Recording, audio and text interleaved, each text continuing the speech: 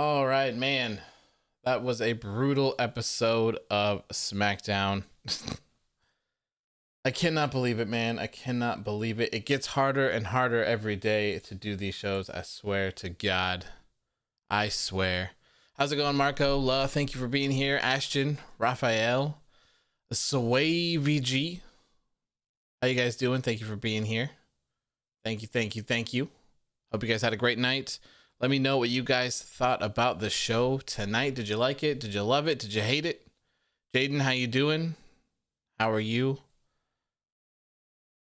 Kevin Owens got his ass beat tonight, man. Obi James, hello. How are you doing? Ahmad, hello. How are you?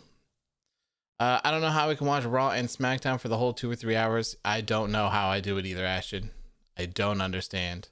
Hoodie, how you doing, my friend? Nice to see you. Nice to see you. Oh, the GOAT? How you doing? Good Lord. I know SmackDown isn't great, but why is it at least more tolerable than Raw? I have an answer for you. I have an answer. It's because it's 2 hours. That's why. Makes the world of difference. Safa, welcome back, man. Glad to see you again. Glad to see you.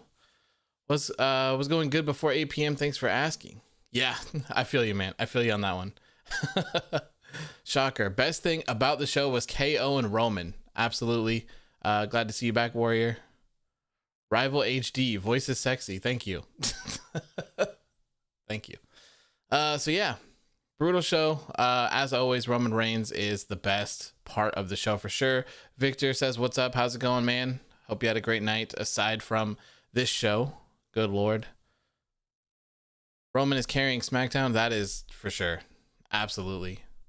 Like easily too. It's not even in question. I've been watching wrestling for 6 years. I've never seen such bad product in a matter of months ever. Yeah, they're not doing well right now. They're really not. And it's sad, man. It's really sad. And we're going to talk about that to open up the show tonight as well. The only positives about the show were Kevin Owens and Sami Zayn. I would throw Roman in there as well, if that's what you mean with Kevin. Did you enjoy SmackDown Armageddon edition? There you go. They really should have had that tagline for the show tonight. SmackDown was basically last week's episode ran back. Yep, with just a couple slight changes here and there. Yep. NXT or SmackDown says Lyric. NXT for sure. 100%. I would watch an NXT episode 100 times over SmackDown. It's brutal. It is brutal. So I got this report pulled up here to talk about before we go over SmackDown tonight. I posted it on Instagram earlier, just right before SmackDown went on the air. I'm going to share a different one because it has some extra stuff in it that I think is kind of interesting, but I will let you guys know. Actually, let me bring up the other one. And since I'm going to do these on here, I feel like I should probably share these with you as well. If you want to read them in your own time, there's really not much to them. So we're going to be, I'm going to be covering everything they say, but here is the original one. This is the original one that I posted earlier, if you want to check that out. And then this is the one that I'm going to be talking about right now. Doing some Christmas shopping, so enjoy your stream. Oh, no worries. Yeah, you got to get that done. Got to get it done. I have a couple things that I got to take care of tomorrow. So we got to wake up early to do that. Lyric says, who do you want to be Asuka's partner at TLC? I want it to be Lana, because that is what the story is for that. So hopefully that's the case and they just stick with that. Did I mess up my chat earlier? It's all goofy. There we go. Move you back over there, fix that up a little bit. Okay. So anyways, I posted the link to these in the chat if you want to look them over yourself. But like I said, I'm going to be reading the whole thing anyways. So this is a report from Alex McCarthy of TalkSport. And I'm going to be reading one written by Tempest from Wrestle Talk.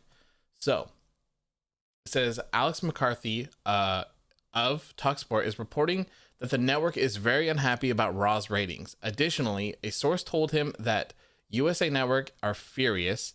They want more adult content, not sexy adult, but dark and violent adult. The report went on to mention that WWE feels that the Royal Rumble is a reset for them and a fresh direction for the company may start there. It had been reported earlier in the week that big reactionary changes were expected to be made in response to the ratings. Whether that means a big title change or not, change is expected. It has also been noted that it has been 2 years since the McMahons and Triple H took to Raw to tell fans they were the authority on Raw. This was in response to record low ratings at the time. Needless to say, WWE has failed to turn things around. So, some interesting stuff there. And I wanted to read this one over the original one because they actually included something talking about the Royal Rumble being a reset point for them. I thought that was kind of interesting. Corbin says, man, thank you for doing this. It helps me after a long day of work. Absolutely, man. Glad to help out. Glad to see you here. Glad to see you here. The end of the PG era, finally. Maybe. Oh, God. We got Vince McMahon in the chat. Oh, that's funny. Shout out to you, whoever you are. Hope you guys enjoyed my show tonight. Yes, it was fantastic. Thank you, Vince. Aleister Black has joined the chat. I had a bad feeling about this. Welcome back, Flash. How you doing? How you doing, my friend? So yeah, interesting thing here. The Royal Rumble being a reset point. I don't really feel like you need to wait for a reset point. You know, like, why wait? Just do it. Just get it done with. Get it over with. Like, you're gonna suffer through all of these extra weeks just because you want to set a reset date. You don't need a reset date. Just get it going. Do it now. Why have more time where everyone's hates your product? It's so terrible. It's so bad. Oh no. Oh, God damn. We got Roman Reigns in the chat now. This is how I beat Kevin Owens tonight. I am the tribal chief, the head of the table. SmackDown is my island. Shout out to you, Roman Reigns, for carrying the show. We really appreciate it. We really appreciate it. We're going to give you what you want. 12, 17, 18. It's crazy that it's been that long. Wow. How bad of a hit you think SmackDown is going to get? For this show, they're going to have a huge hit. I think last time they were on FS1, it was like 880K. But people don't have this channel, so it's expected. I think that's why they stacked the card on paper. So I would expect somewhere around the 800,000 mark for the show tonight. And I'm not sure, Showbuzz has been really bad with ratings, so I'm not sure when we're going to get those. I would probably expect Tuesday to be the day to get them. Corbin says, hope you and your fiance have a good and safe Christmas. Thank you, man. I appreciate it. I hope you have a great one as well. Joe Pop-Up Nation says, shout out to Bayley. Hey, man, who knows? Maybe she'll pop up in the chat today. We've already had Roman and Vince. My interest in WWE has never been so low. I agree, man. It's rough. It's really rough. And it really makes it hard for me to get interested in anything that they have going. When do you think Roman's going to get a new theme song? I don't know. It seemed like that was something that they were going to do like soon, but it doesn't seem like that's changed at all. I've seen a lot of people say that they're waiting for crowds to do such things, like with Jeff Hardy's theme song, but who knows when that's going to happen at this point. Roman Reigns, I acknowledge you as head of the table, the tribal chief. Please don't kill me. Yes, I do as well. Your opinion about the Firefly Inferno match? Should be good. I'm looking forward to it. I'll be talking more about that tomorrow. We're going to have a TLC prediction show. So anyone who wants to come in for that and chat, that would be cool. We can get your guys' predictions, my predictions, talk about some of the matches in the show, and yada, yada, yada. I think that'll be about 7 p.m., 10 p.m. Eastern. So pretty much about the same time we go live for NXT, Dynamite, and SmackDown. And I'll definitely be posting on Instagram and Twitter when that happens, just to let everyone know if things get pushed up or delayed. So should be fun. I think it'll be a fun thing, and I like including everyone. I like chatting with everyone about other things. I think it's pretty fun. I think it's cool.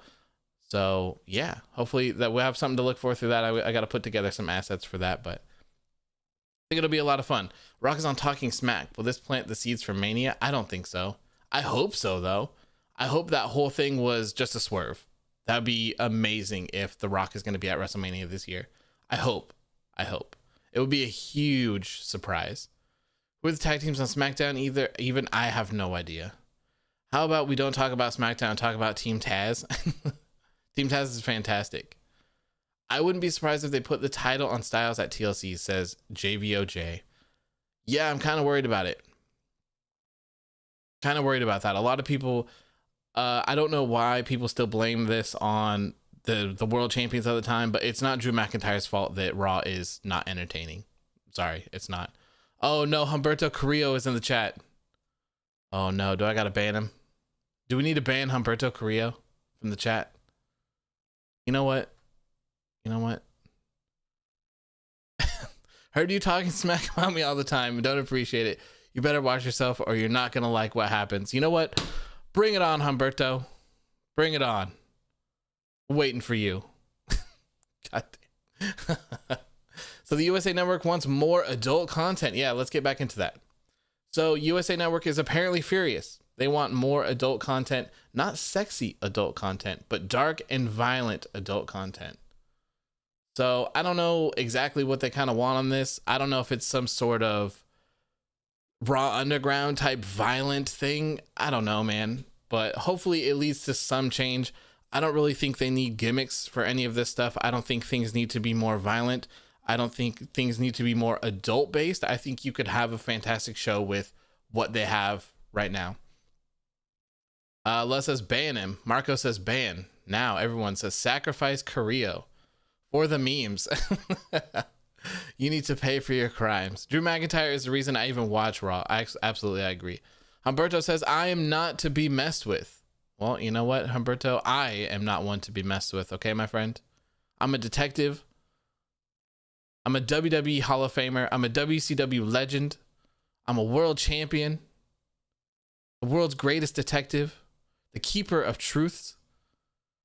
The leader of the light. I'm everything you could ever want. I'm the greatest. The absolute greatest. They say that and watch it still be lame. Yeah, I don't know, man. More adult content. Retribution 2? No. No. Not Retribution 2. Oh, man. One way or another. You realize the whole Raw Women's Division is in one storyline. Are you referring to Asuka, Lana, and Nia Jax and Shayna Baszler? Is that the whole Raw Women's Division? Oh, no, I guess, yeah, you got Mandy Rose and Dana Brooke involved in that now, too. You know what? You're not worth my time. I'm out of here. Your smack talk means nothing. You know what? We're waiting for you, Humberto. You show up. You show up, my friend. I'm waiting. I'm ready. I'm ready for you. Bruce Pritchard is the best writer WWE ever had. We will never fire him. You know what, Vince? I think you're right, man. I think you are right. He is absolutely the best. You know what? He's so good that you should probably make him in charge of NXT. NXT sucks, man. It's got too much wrestling in it. It's not what we like. We want some more sports entertainment. We need some weddings, some cucking storylines. Give me more of that, please. More of that. Ban him. Bye, Humberto. Bye. I hate this show. When was the last time Asuka defended her title on a pay-per-view? I'm not sure. I'm not sure, to be honest. If you want to know stuff about things like that, let me figure it out. It's Cage Match. Is it cagematch.com? Cage Match. Oh, God. So I plan on doing... Oh, it's not that. What is it? cagematch.net. Okay, so for all of you that want like wrestling statistics and stuff, go to this website. It's in the chat. They have anything you could ever dream of there with in terms of wins, losses, who wrestled who, everything. I plan on doing a little bit of stuff with that, with some information. So, but it's a really cool asset to have, and especially if you want to go over shows and see what you've watched every time, knowing that you've watched the same Raw for 6 weeks in a row. You know, definitely an interesting thing to keep in your bookmarks for sure. Becky to be Asuka's partner, I definitely don't see that happening. I have it being Lana still. And that's, I guess, something that we can talk about more in depth tomorrow, because Eva Marie is signed. You know, Eva Marie is still signed to WWE, so it's very possible it could be her. Very possible. Just put roll up ending, stop ratings. It's gonna be fine on Raw. Yeah, man. We need more roll ups. Vince McMahon, if you're still here, man, we need some more roll ups. All right, need some more roll ups. Charlotte, the best Flair. This Sunday, I will become half of the women's tag team champions. Woo. Nice. Be nice to see you, Charlotte. Make sure you bring Andrade with you. We miss him. And make sure you do some politicking in the back, you know, maybe discuss with Vince. You know, you could be like, hey, you know what? Raw's in the gutter. It's probably Drew McIntyre's fault. You know, he's the world champion. You know who's a draw? The best wrestler in the world, Andrade. Andrade Cien Almas, by the way. No more disrespect, all right? So you're going to bring my man's back. He's going to defeat Drew. And then we're going to have 5 million viewers on Raw. Problem solved. Problem solved. So shout out to you, Charlotte. I hope you do that when you return on Sunday. Let's get to politicking. Get to politicking. Left fruit roll-ups. God. Tranquillo, we need more slap nuts. No, please. Please, no slap nuts. Hell, at this point, Vince give Flair another title run. Hey, man, anything at this point. AEW and WWE are going to bid on Brock Lesnar. Is this true? I don't think so, Viper. I don't think so. I would assume that if Brock Lesnar is returning, he's going to be on WWE. AEW doing any sort of deal with Brock Lesnar would completely like invalidate everything that they've done to me. Chris Jericho's talked about that a lot, about how he thinks that it's dumb that Vince just keeps putting titles on old people like that. So yeah, man, no, don't do that. Keep Brock in WWE. I don't want to see him in AEW. Website, what's the website again? I don't see it. Here, I'll post it one more time in the chat. Oh, god damn it. It's cagematch.net though. There we go. You might need to do some digging around to get to the parts that you want, but there you go.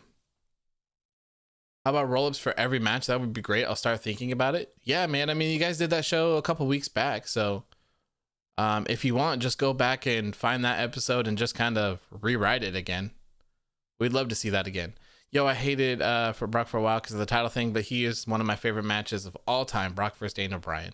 Yeah, that was a good one. Oh yeah, don't forget about the double count out. We love those. I heard on WrestleMania that they're going to be pushing people in the back. Cesaro's one of them. Are you excited about this? That's something that I saw a couple days ago. I actually forgot to post it. WrestleVotes is the one that I saw it from. And they mentioned a couple names in there, being Chad Gable, Cesaro, and I can't remember the other ones. If it's true, I'll be very happy about it. Be very happy about it. Oh my God, Father Rollins. Father Rollins, welcome back. Your savior and newly found father has arrived. You are now a double father. Congratulations. Congratulations, Seth.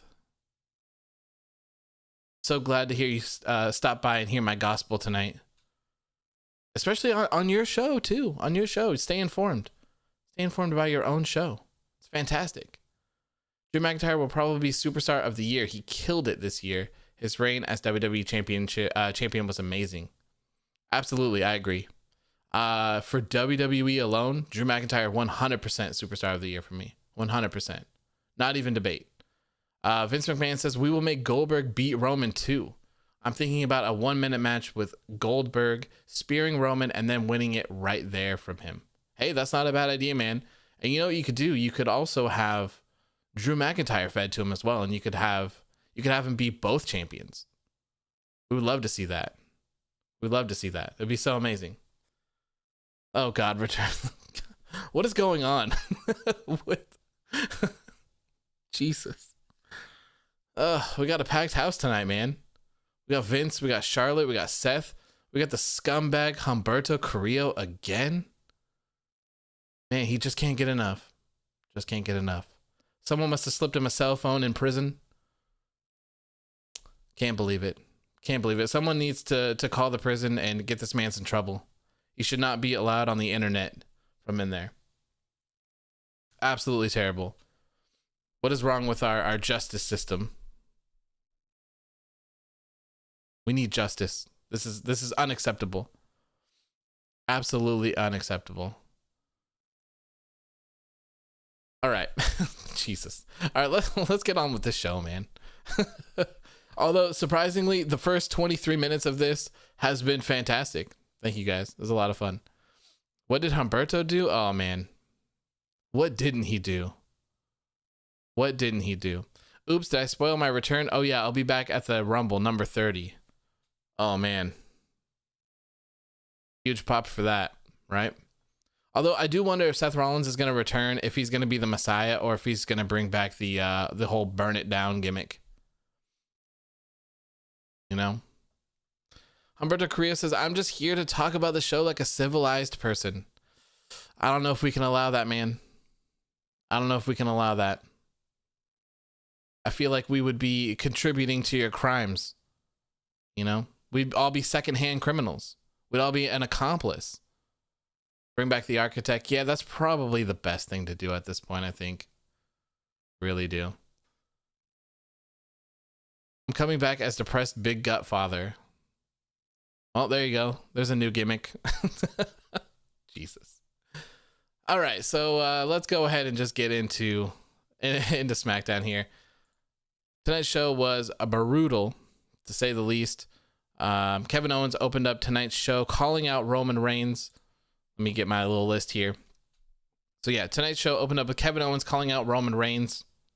Then we had the old bait and switch. Roman Reigns ended up calling out Kevin Owens.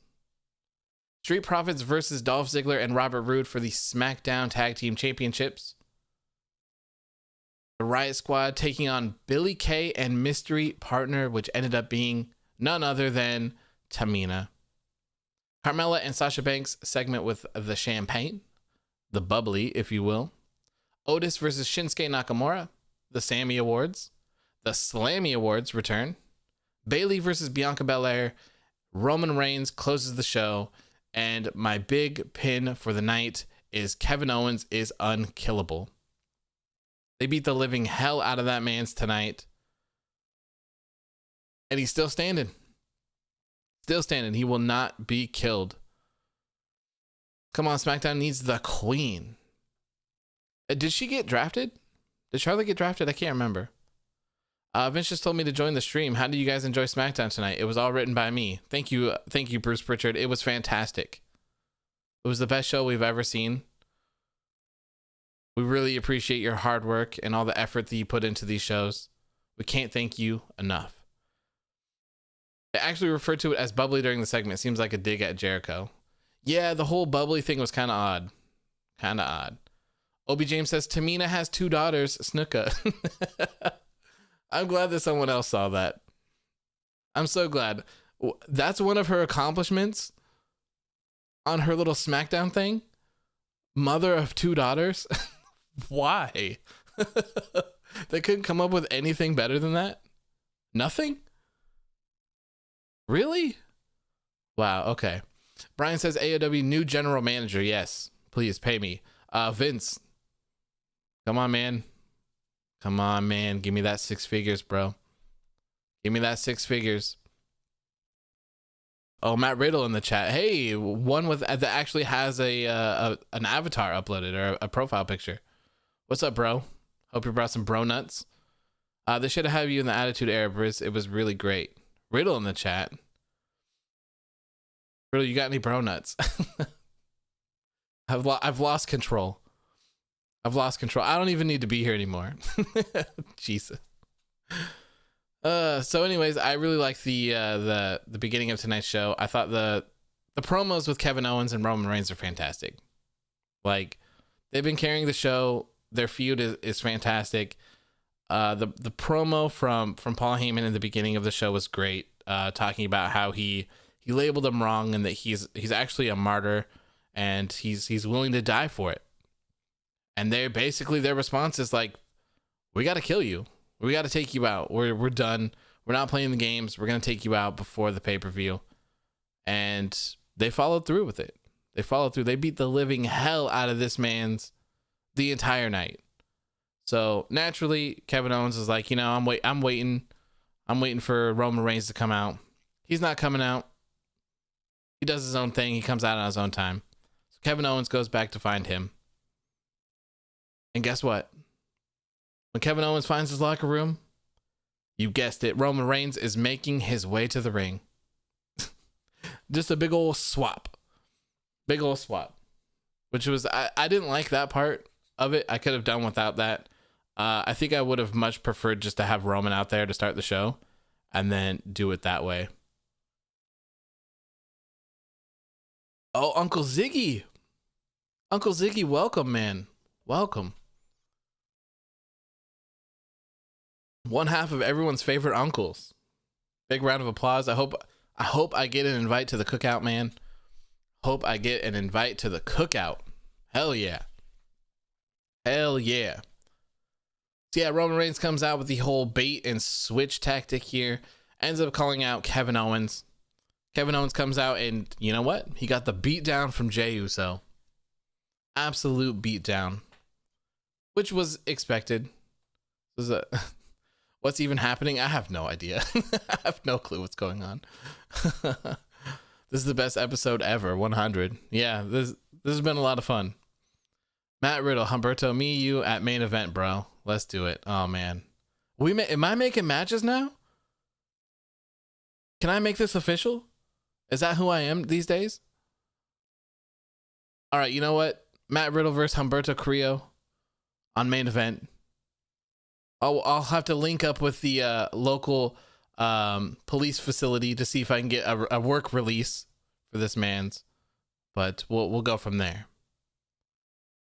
How are all the losses treating you? Sting, when I injured you, did you go into coma and wake up in a better company? Yes, I did. I did. There's no GM, so go for it. All right, I made it official. I made it official. On the highly anticipated, the greatest show in WWE programming main event, you will see Matt Riddle taking on the criminal Humberto Carrillo. Weed on a pole match. All right, it's official. It's a weed on a pole match. Weed on a pole. You heard it here first. Match of the century. And perfect that it's coming in right before the Slammies. Maybe you guys will win an award. There you go. You guys are welcome. Main event is reserved for Ricochet and Keith Lee. Yeah, I guess. What do you guys say about Vince sending Keith Lee back to the PC? We've talked about this before.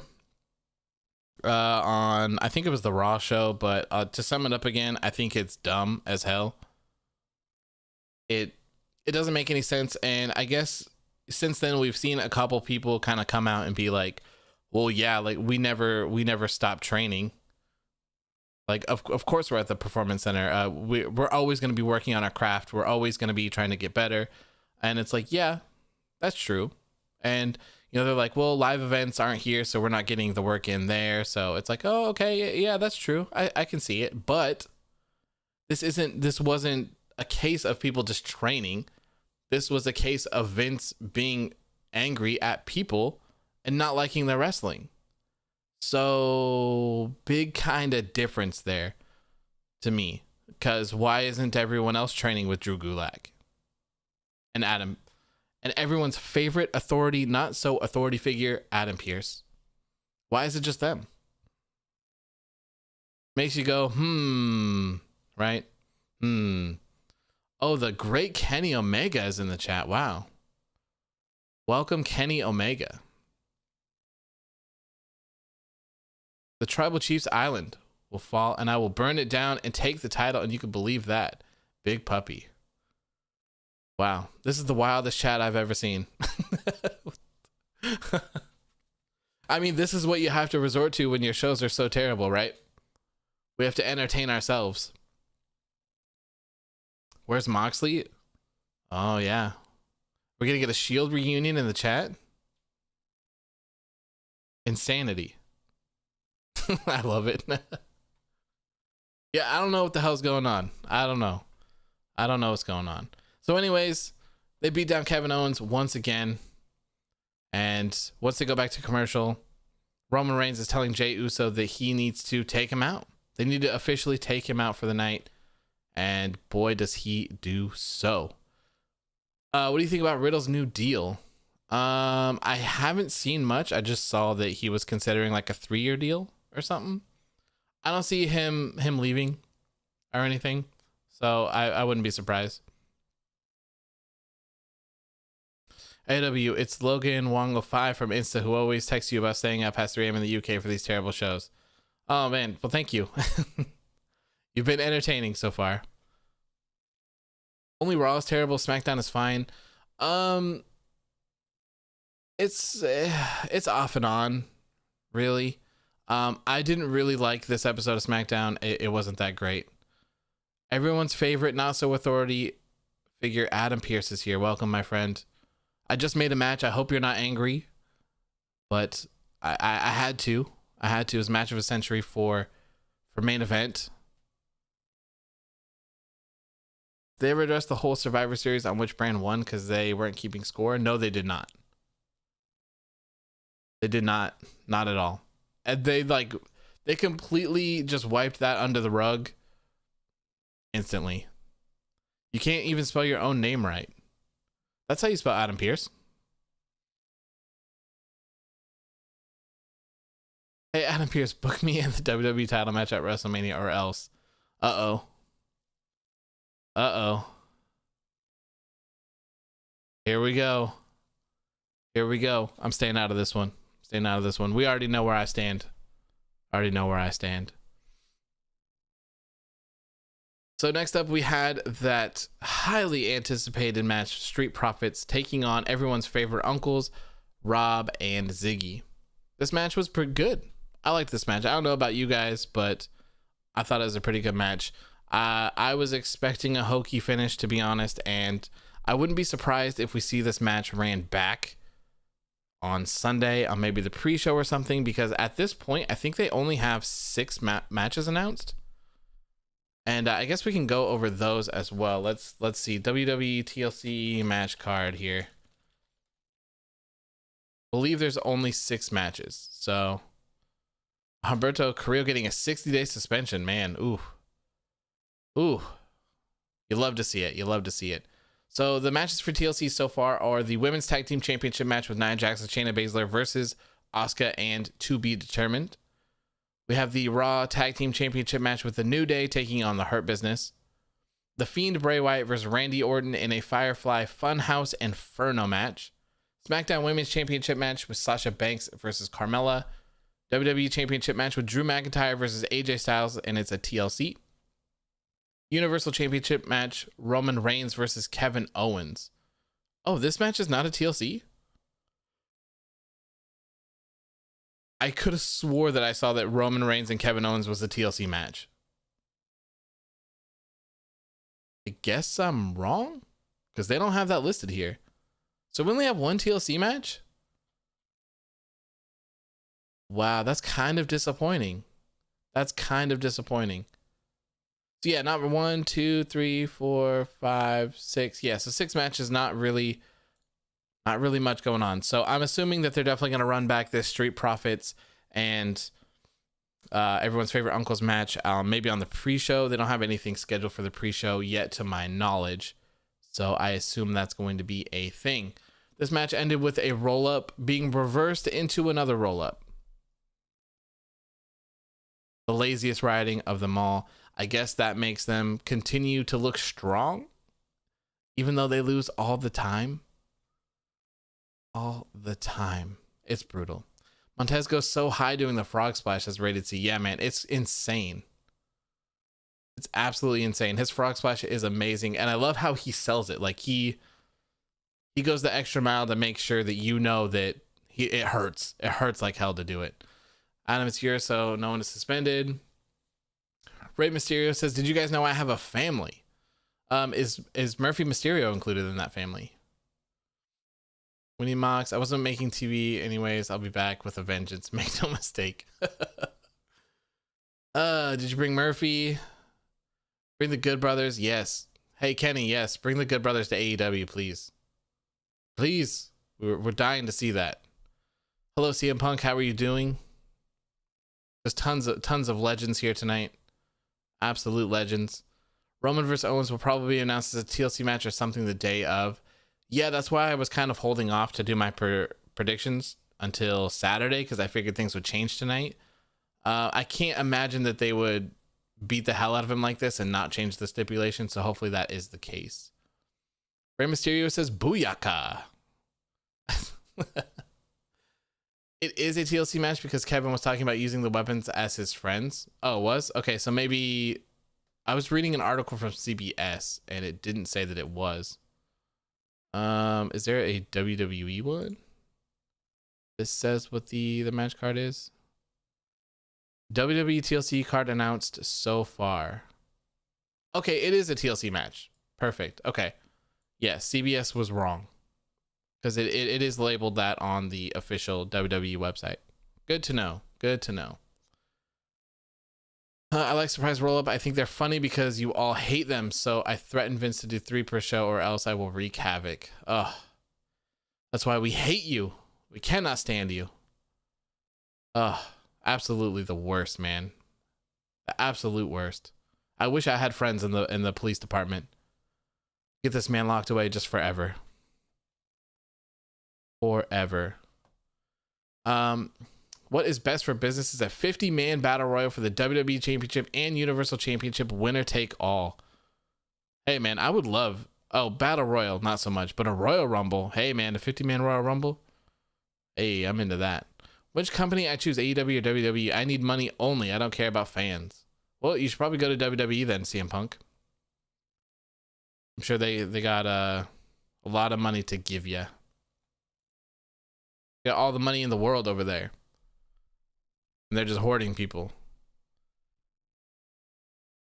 Okay, so like I said, Street Profits retain with a roll-up victory. I'm sure they're going to run this match back at TLC on the pre-show or something like that. After this, we see Kevin Owens get the beat down once again. So that's the second time for the night. Jey Uso absolutely beating the hell out of him.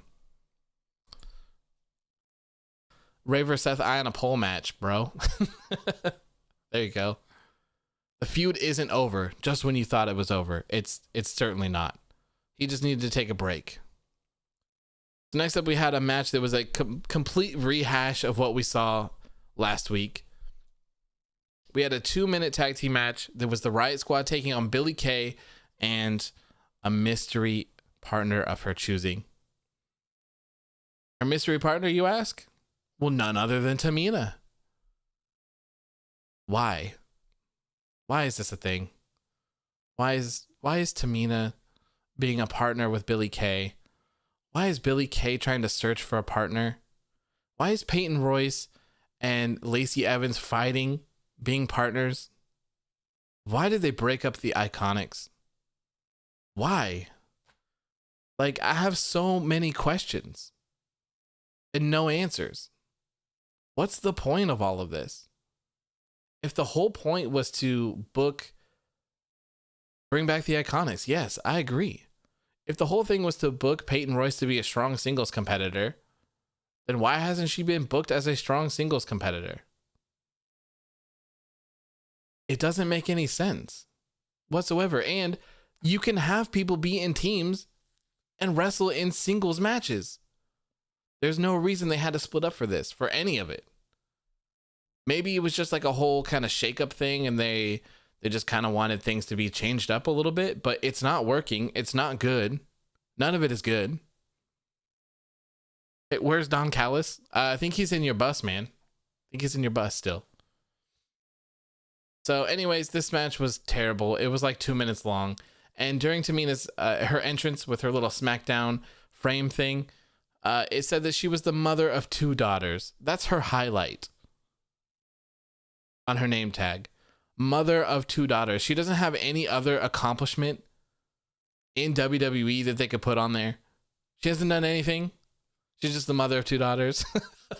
I don't get it. The real AOW has entered the chat. Oh man. I've been caught. Someone finally caught on. I'm the phony. Uh-oh. Even I've accomplished more than that. That's a pretty good one. That's a pretty good one. Thing, do you want to join the Dark Order? Absolutely. Absolutely. So yeah, I don't get why this is a thing. I think that the reason why they're doing it is they're trying to build up the Riott Squad to be some sort of threat, or to kind of make everyone realize that they were a tag team. We don't really need this though. This isn't the way to go about it. I don't quite understand at all. I wish that they would just do normal things. You don't even have to, like, some of this stuff just literally writes itself. So I don't understand why they have to go through and do all of this hokey stuff for no reason. It just doesn't make any sense. It's so much easier to do other things. And I think I put this in one of the comments today where someone, I can't remember what they said, but essentially my reply was just that they've become so sports entertainment that they're just like, they're like scared of wrestling. Their show, wrestling is not the highlight of their shows.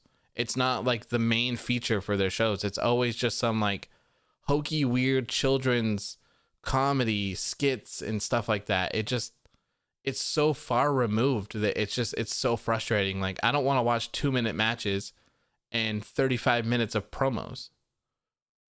It doesn't make any sense.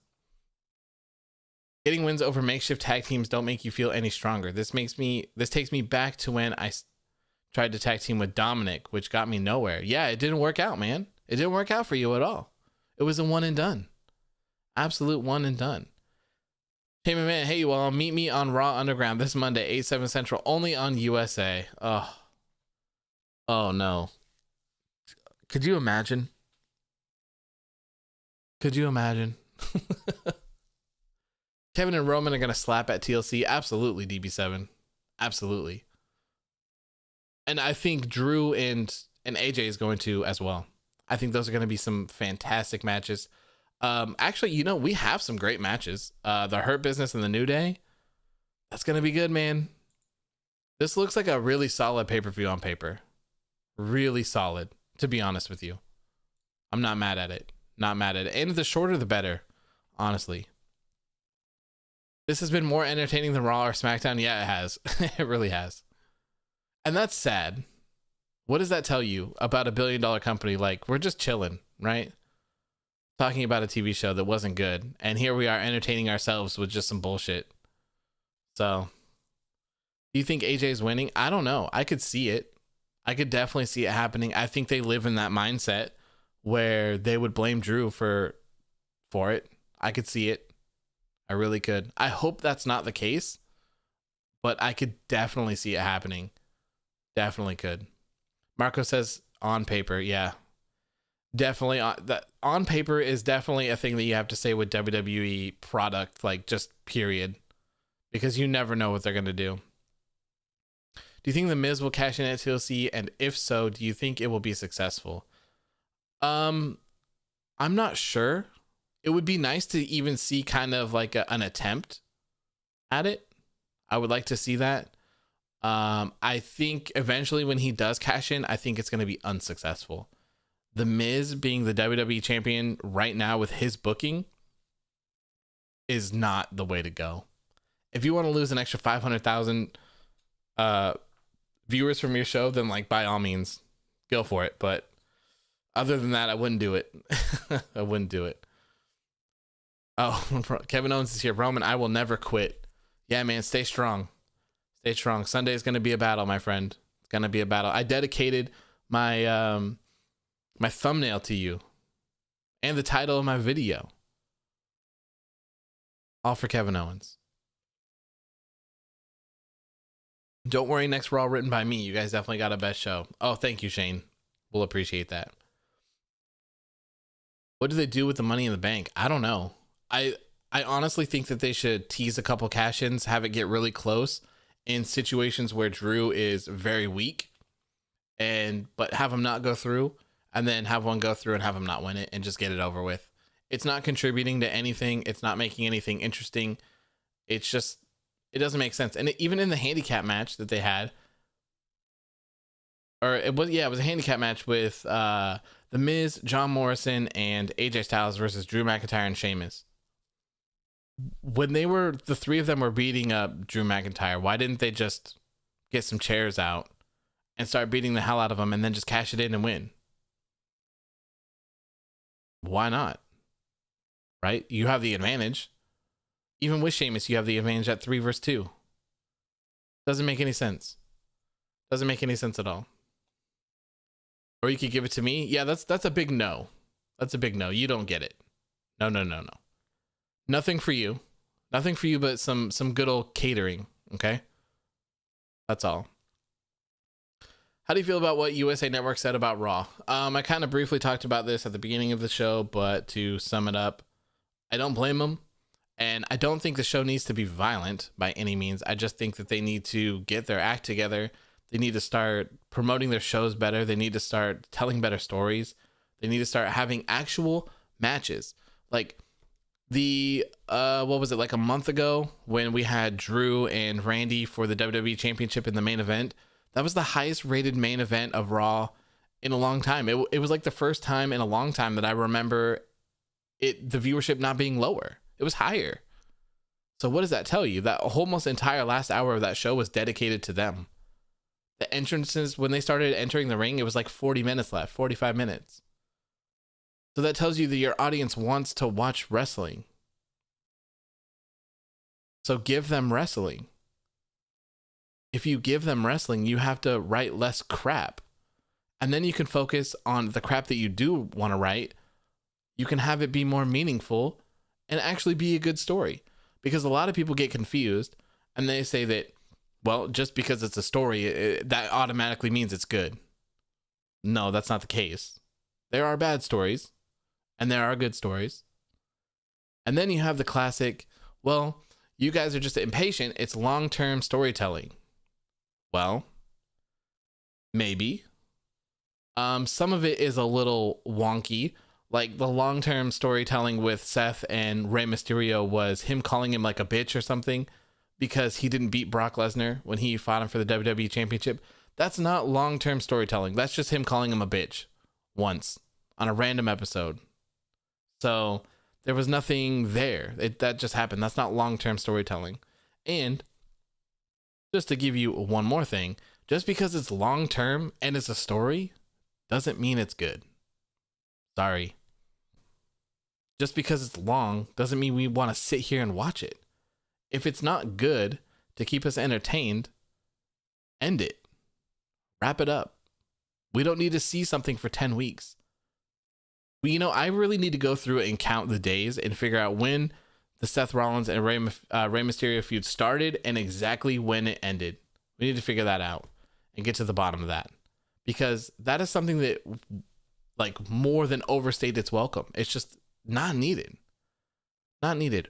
Ryan Hunt said, didn't even watch SmackDown tonight. Been saving Fridays for binge watching shows and movies. I don't blame you, man. I don't blame you. You're really not missing out on anything. I really think that you could probably just watch the pay-per-views every month and you'd be fine if you wanted to just do that.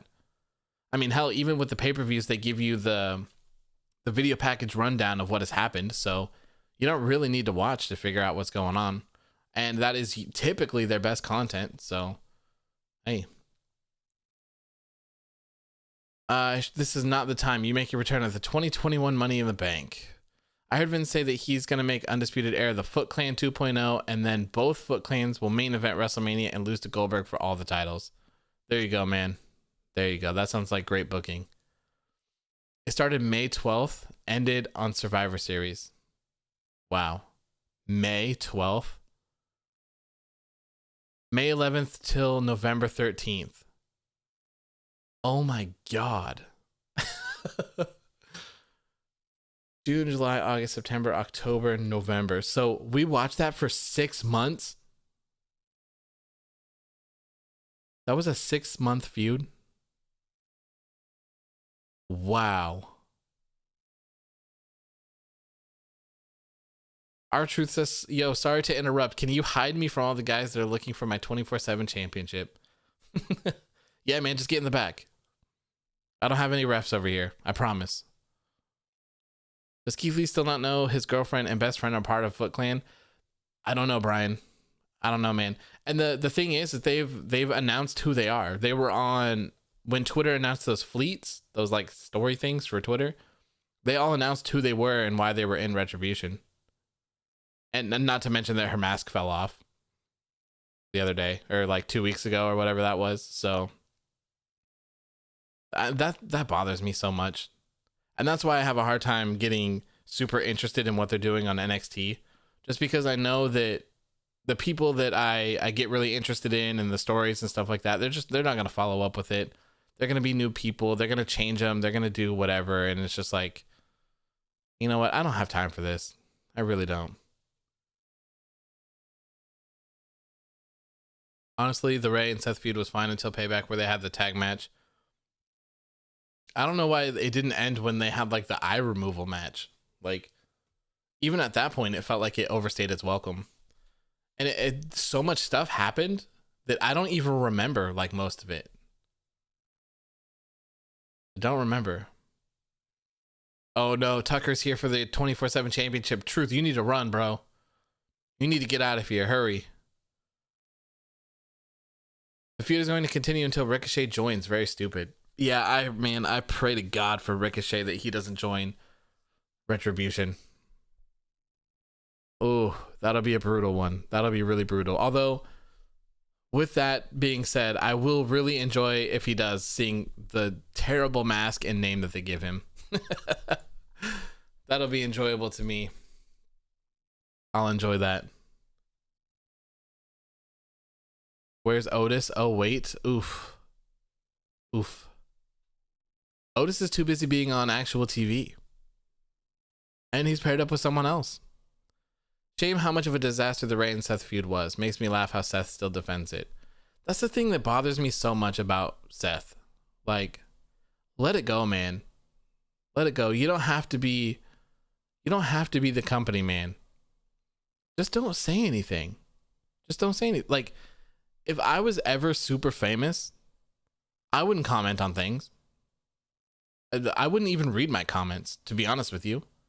If I was super famous and I have like 10,000 people commenting on my stuff, telling me things, I'm not listening. I'm not looking. I'm chilling. And like defending stupid decisions, it's not good. It's not a good look. And I think that's why a lot of people turned on him for a while, because he was just defending the company man stuff. The whole Fiend stuff was terrible. You can't tell me otherwise, because you're full of shit if you do. It's just bad. And it's fine. Bad things happen. It's not the end of the world, but to do something bad and the entire world acknowledges that it's terrible and you're like, no, this was good, you just don't know what you're watching, is what really turns people off and gets people frustrated.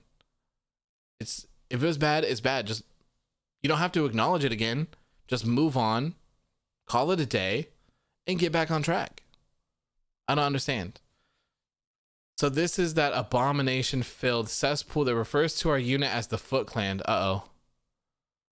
Uh-oh, we've been found. Uh-oh. We're going to have to beat up the Foot Clan tonight? I'd love to hear a shoot interview from Rey in the next couple of years about the storyline. Yeah, man, I'm so excited for stuff like that. I'm so excited. I've said it a couple times, but I cannot wait until someone from Retribution leaves WWE for whatever reason, because I'm sure they're going to fire off on all cylinders about Retribution and how terrible it was and about how they all hated it. I can't wait. I can't wait, because they're all here on Twitter. They're all here on Instagram. They're trying to defend it. They're trying to tell you that it's good.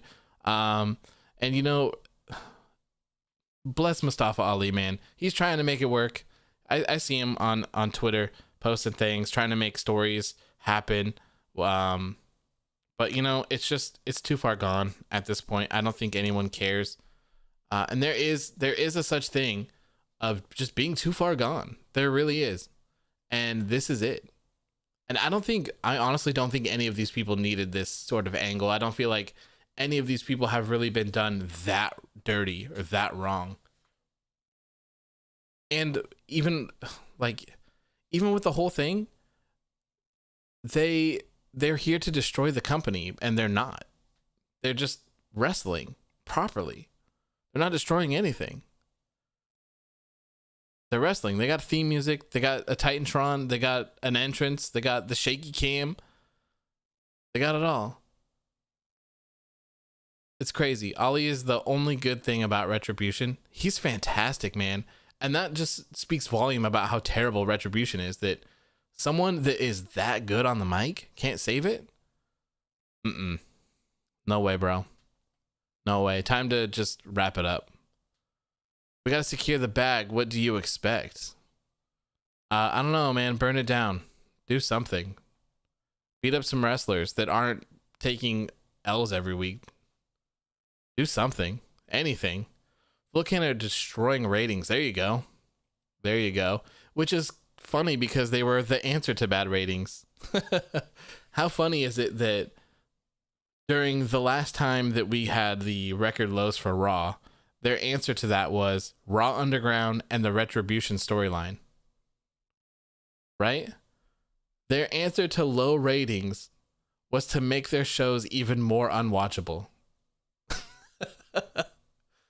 Oh, you love to see it, man. Hopefully they do something a lot better this time around because I cannot take it anymore.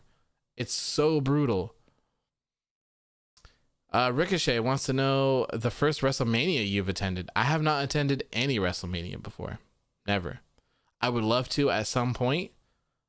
But it's expensive and I don't know how I would feel about being somewhere for like 18 hours.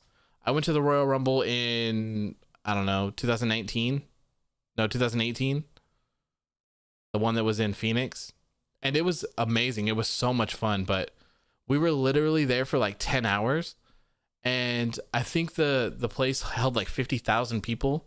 So getting in and getting out was terrible. Terrible. Especially like not only when you're like going in as a person to the arena and when you're getting out, but getting to your parking, like to your car, and then getting out is insane. Okay, then your first the first WrestleMania that I watched, I don't know, man. It would have to be like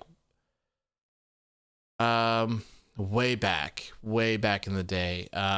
Sometime a little bit before the Attitude Era, probably. A little bit before then. I was just a kid.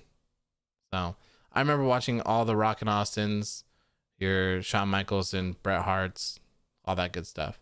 We will destroy the company. If making it unwatchable is what we need to do, then so be it. Our mission will be completed. Well, I think you guys are doing a fantastic job then. For sure. Fantastic. Hitting them where it hurts, right in the ratings, right? Jason says, if you think about it, they actually did contribute to the assy Raws we've been dealt with. Yeah, I mean, I guess if you want to go with it that way, yeah. They certainly have been helping destroy the company. And I honestly, I don't even think that they talk about that anymore. I haven't heard it in quite a while. Seems like they just completely dropped their agenda there, just out of the blue. So next up in our SmackDown review here, we had the little Carmella segment with her champagne boy. I can't ever remember what they call him. Can't ever remember. It was a good promo. I think I heard some people saying that it wasn't very good. I liked it. I thought it was good. I certainly thought it was like 2 times longer than it should have been. But for what it was, I enjoyed it. I thought it was pretty good. I like this new Carmella. It's nice to see something a little bit different. She's got the new gimmick, not the fabulous one, so it's a nice little change of pace here. I really wish that they wouldn't have had the match last week. I think that really destroys all of the momentum that they have for everything. For this, we just didn't need it. We didn't need it. This would have been so much better to save it just for TLC on Sunday. I don't know why they blew their load so fast on it. This has been the best AOW post show. Well, thank you, man. I appreciate it. I'm glad you guys are having fun. That's what this is all about. Just about having fun. So yeah, I don't understand why they did it. I don't think it popped ratings at all. I don't think it did anything for the show really, other than just being filler, time filler. The match they had last week killed it for me. Yeah, it would have been so much more special if we hadn't seen Carmella's entrance and stuff like that, her music, none of it. Save it for Sunday. It would have been so much better. And then you don't have that whole, I talk about it all the time with WWE products. It's just the effect of watching people wrestle over and over and over and over again, even if it's good, it's not the same. It's not the same. If Kenny Omega and Okada went out every Monday on Raw and gave you a 7-star match, sure, it's still a 7-star match, but damn, it's Kenny and Okada again. You know, after a couple times, you're like, wow, really? They can't do anything else? This is it? Like, they can't fight other people? So just kind of giving it to other people, man. Like, we need to see other things happen. And I don't know. They were doing so well before last week that it's a shame. It's a real shame that they did it. And we all knew that when they made the match happen, we all knew what the result was going to be. We all knew it was going to be some sort of disqualification or yeah, I guess disqualification would have been the only thing that would have made sense. And it's kind of disappointing that they didn't use that to change the stipulation for the match as well. We're going into TLC and we only have 2 gimmick matches. Well, 3 now, considering the Firefly Inferno match. But the SmackDown Women's Championship match is still just a regular match. The Women's Tag Team Championship match is just a regular match. And the Raw Tag Team Championship match is just a regular match as well. So, I don't know. Would have been nice. Maybe they'll announce something tonight. Maybe they did on Talking Smack. I have no idea. I guess I'll check once I get off of this. I was holding back KO tonight and Vince didn't pay me yet. Oh man, you hate to see it. Someone needs to start a GoFundMe for Adam Pearce. Hey Adam, tell me why you say Drew McIntyre. Yeah, there you go. There you go. Yeah, I don't know. I'm looking forward to this match. I'm sure it's going to be good at TLC. I think we all know that Sasha Banks is going to retain. It would be pretty interesting to see people think otherwise. So the TLC prediction show tomorrow will be pretty interesting to see what you guys think for these. Maybe I wonder if we can set up some polls. I wonder, does YouTube have polls in it like Twitch does? Oh, I don't think they do. That's such a shame. YouTube polls. How to make a poll on YouTube, poll everywhere. How to add a poll to your YouTube videos. Oh, you can do it to YouTube videos, but I don't think you can do it to live streams. Really just like how every single pay-per-view we go up until the weekend of with 4 or 5 matches announced. Maybe that's all they're going to announce. I don't mind that. I think for pay-per-views, you should definitely have quality over quantity. I would way rather watch a solid 2-3 hour show than sit here for 8 hours like we did for WrestleMania just to watch a bunch of garbage, you know? And that's why I think AEW does their pay-per-views so good, because they're like 3 or 4 hours. They're to the point. They're the best matches that you can see. Everything going in is hot. WWE really needs to do that. They really do. Let's see here. So these are, of the 6 matches, 2 of them are SmackDown matches. So I guess they hyped up what they could tonight for the go home show. The Roman Reigns, Kevin Owens, and Sasha Banks and Carmella. So they hyped those up. That's all they got for the show, at least for now, until they announce something else for the post show, I imagine. So after this segment, we see Kevin Owens get his 3rd beatdown of the night, and Jey Uso puts him through a table backstage. Absolutely brutal. I don't know how this man's is still walking. Absolutely insane. He's just been getting his ass legit kicked the entire night. Absolutely insane. The Undertaker is here. Wow. Greatest stream ever. Greatest stream ever. Next up, after the Kevin Owens beatdown, we have Otis versus Shinsuke Nakamura. Man, I have so many problems with this match. So many problems. It's not even funny. Raphael says, when was the last time that both the US and IC titles were defended at the same pay-per-view? I can't remember. Why have titles if you're not going to use them? I think I can look it up. Let's look it up. Titles overview. We'll go to most popular, most rated active. Oh God. Okay. I gotta search it. So the WWE United States Championship. Oh, is it US Championship on here? Why is that not? Okay, we'll just search WWE. I'm sure it'll show up then. WWE Championship, Hardcore. Oh my God, they got so many on here. I typed in United States. Jesus. Okay, that's WWF Intercontinental Championship. Where's the other one? There it is.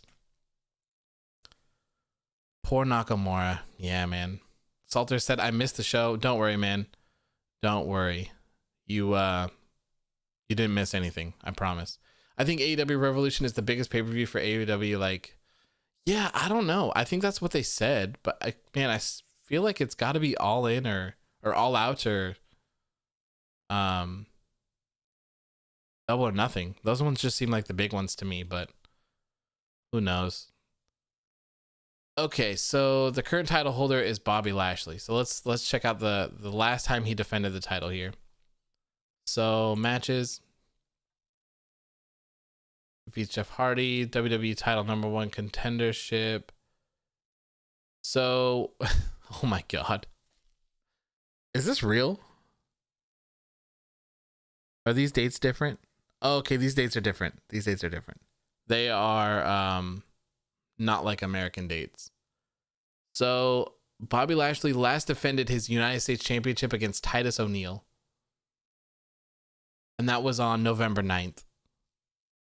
Before that, he defended his United States Championship against Slapnuts, and that was on October 25th. Ooh. All right, let's look at Sami Zayn. Oh, we kind of know Sami's though, but I guess we can look this over as well. Intercontinental Championship, where you at here? So Sami Zayn defended his Intercontinental Championship against Apollo Crews on 11/13. That was not too long ago. And then he also defended it on October 2nd against Jeff Hardy. And then on 9/27, he was in the triple threat ladder match with AJ Styles and Jeff Hardy. So it's been quite a while. It seems like they have no clear path. It does seem like Big E is going to be the one stepping up to Sami Zayn, which is pretty good. I'm not mad at that at all. I think that is a good route. What is that website? It is cagematch.net. Cagematch.net. Here, you want to see? Let me see here. Let me put this in studio mode really quick, just in case. Wait, what? Uh-oh, I'm breaking things. Oh, there it is. Okay, studio mode. Okay, so I can make changes now. Let me just show you. Let me open this in a... Yeah, there we go. There we go. Okay. So, this is it right here. Window, capture, cage match. Sure. The incognito one, perfect. Okay. So, go ahead and transition over. I don't think there's anything important on here. Yep, no. Okay, so this is it right here. This is cagematch.net. So this is all the championships you can go over and see. So we were just looking at, let's go look at the United States Championship again. Right here, it's number 40 on their website. So you can kind of go through and it says who the champion is, yada, yada, yada, all this stuff. And then here you have a rank of the title holders, right? So Bobby Lashley, Apollo Crews, Andrade, Rey Mysterio, AJ Styles, Ricochet, Samoa Joe. And it looks like it tells you how many times they've held it as well. So you can get all that information and the days that are right there. Then you have a rating system for how people think that it's prestige, essentially. So you have 267 people that have voted about it. It has a 7.11 prestige on here so far. So if you're a little bit more interested and you want to deep dive a little bit more, you can click on Bobby Lashley here. And then you can see you can literally see everything of his. But if you go to matches, there you go right here. You can see his last match on 12/14, so December 14th. The Hurt Business, Bobby Lashley, Cedric Alexander, and Shelton Benjamin defeated Jeff Hardy and The New Day. 15 minutes and 50 seconds. So kind of gives you like literally a rundown of everything. It's fantastic. I really expect to use this a lot more in the future with things that I plan on doing. Very good asset to have, I think, in your thing. So that is cagematch.net. All right, let's go back here. There we go. Gobble gobble. Oh god, the gobbledygooker. So all right, let me close out of all of this stuff here. So yeah, next up we have Otis and Chad Gable. Matt Riddle says, AEW, I have a question for you, bro. Sure, what's up, man? What's going on? So we have Chad Gable managing Otis here still. And I like the dynamic between them. I have no problem with it. But he's taking on Shinsuke Nakamura with Cesaro in his corner, right? How many fish can Bobby Fish fry if Bobby Fish could fry fish? The answer is 420. Matt Riddle. That's what the answer is. 420. So, like I said, I'm not mad at Chad Gable being the coach of Otis. I think it's fun. It's fine. Whatever they want to do. Shinsuke Nakamura is literally one of the best, in my opinion. I absolutely love Shinsuke Nakamura, and I absolutely love Cesaro. And this whole entire... So, we heard that he was sent back to the PC for training. Some extra training, right? The next time we see him in this match, he was super serious. He even went to go do the caterpillar, and Chad Gable was like, "Nah, bro, don't do the caterpillar." So he went up and did like a Vader bomb splash type thing in the corner and won that way. But he was super serious. He didn't joke about anything. And I was super surprised when Nakamura was kicking him that he didn't do that whole like jiggly thing, you know, where he kind of like absorbs the strikes.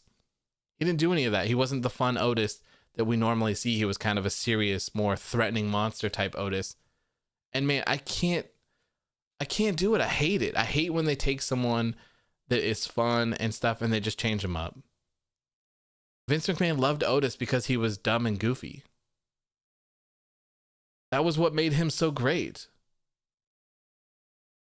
He didn't, oh yeah, the whole match? Oh, I didn't even notice that. You're right. You're right. Do you think Shinsuke's contract expires next year? I don't know. I really don't know. I'm not even sure what to expect from Shinsuke. I'm not sure if he's going to leave.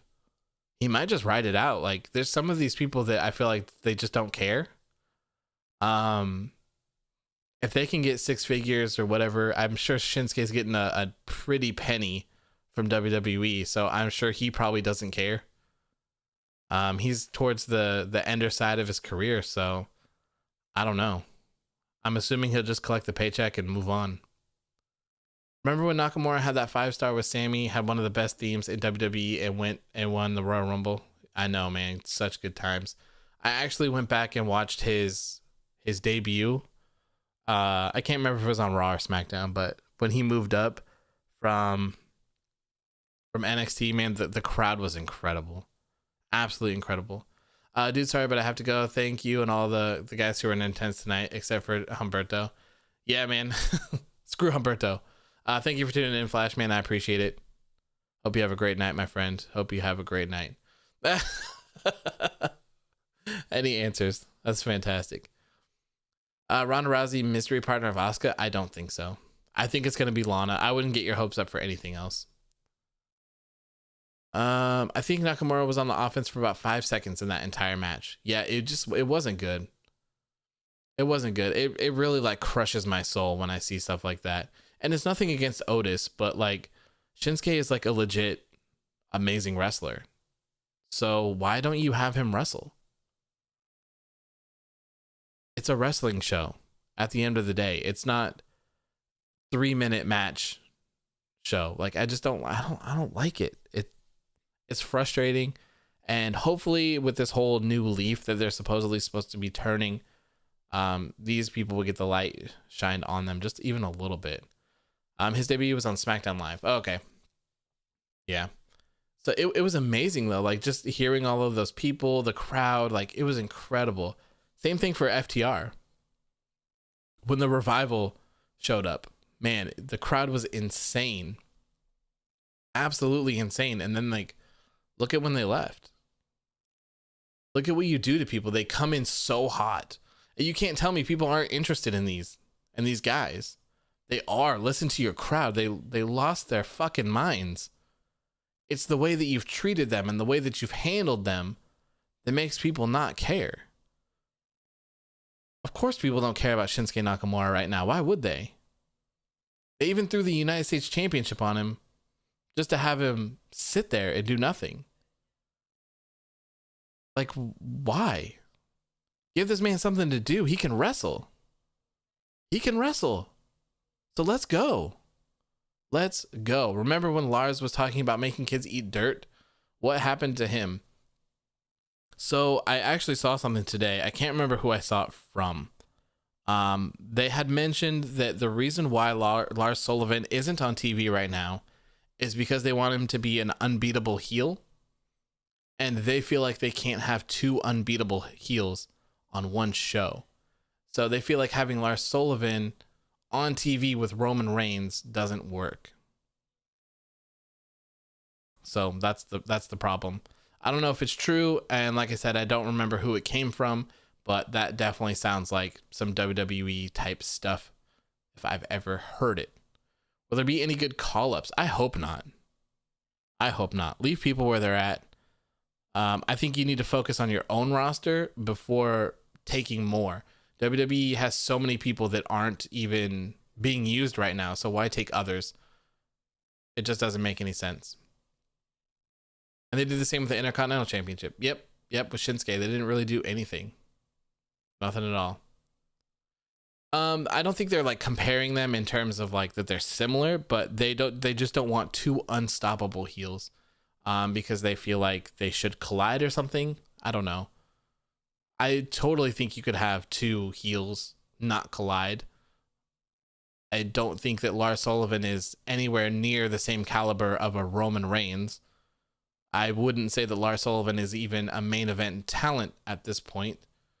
So he has some other stuff that he could be doing. I think it's just a classic case of WWE just being lazy.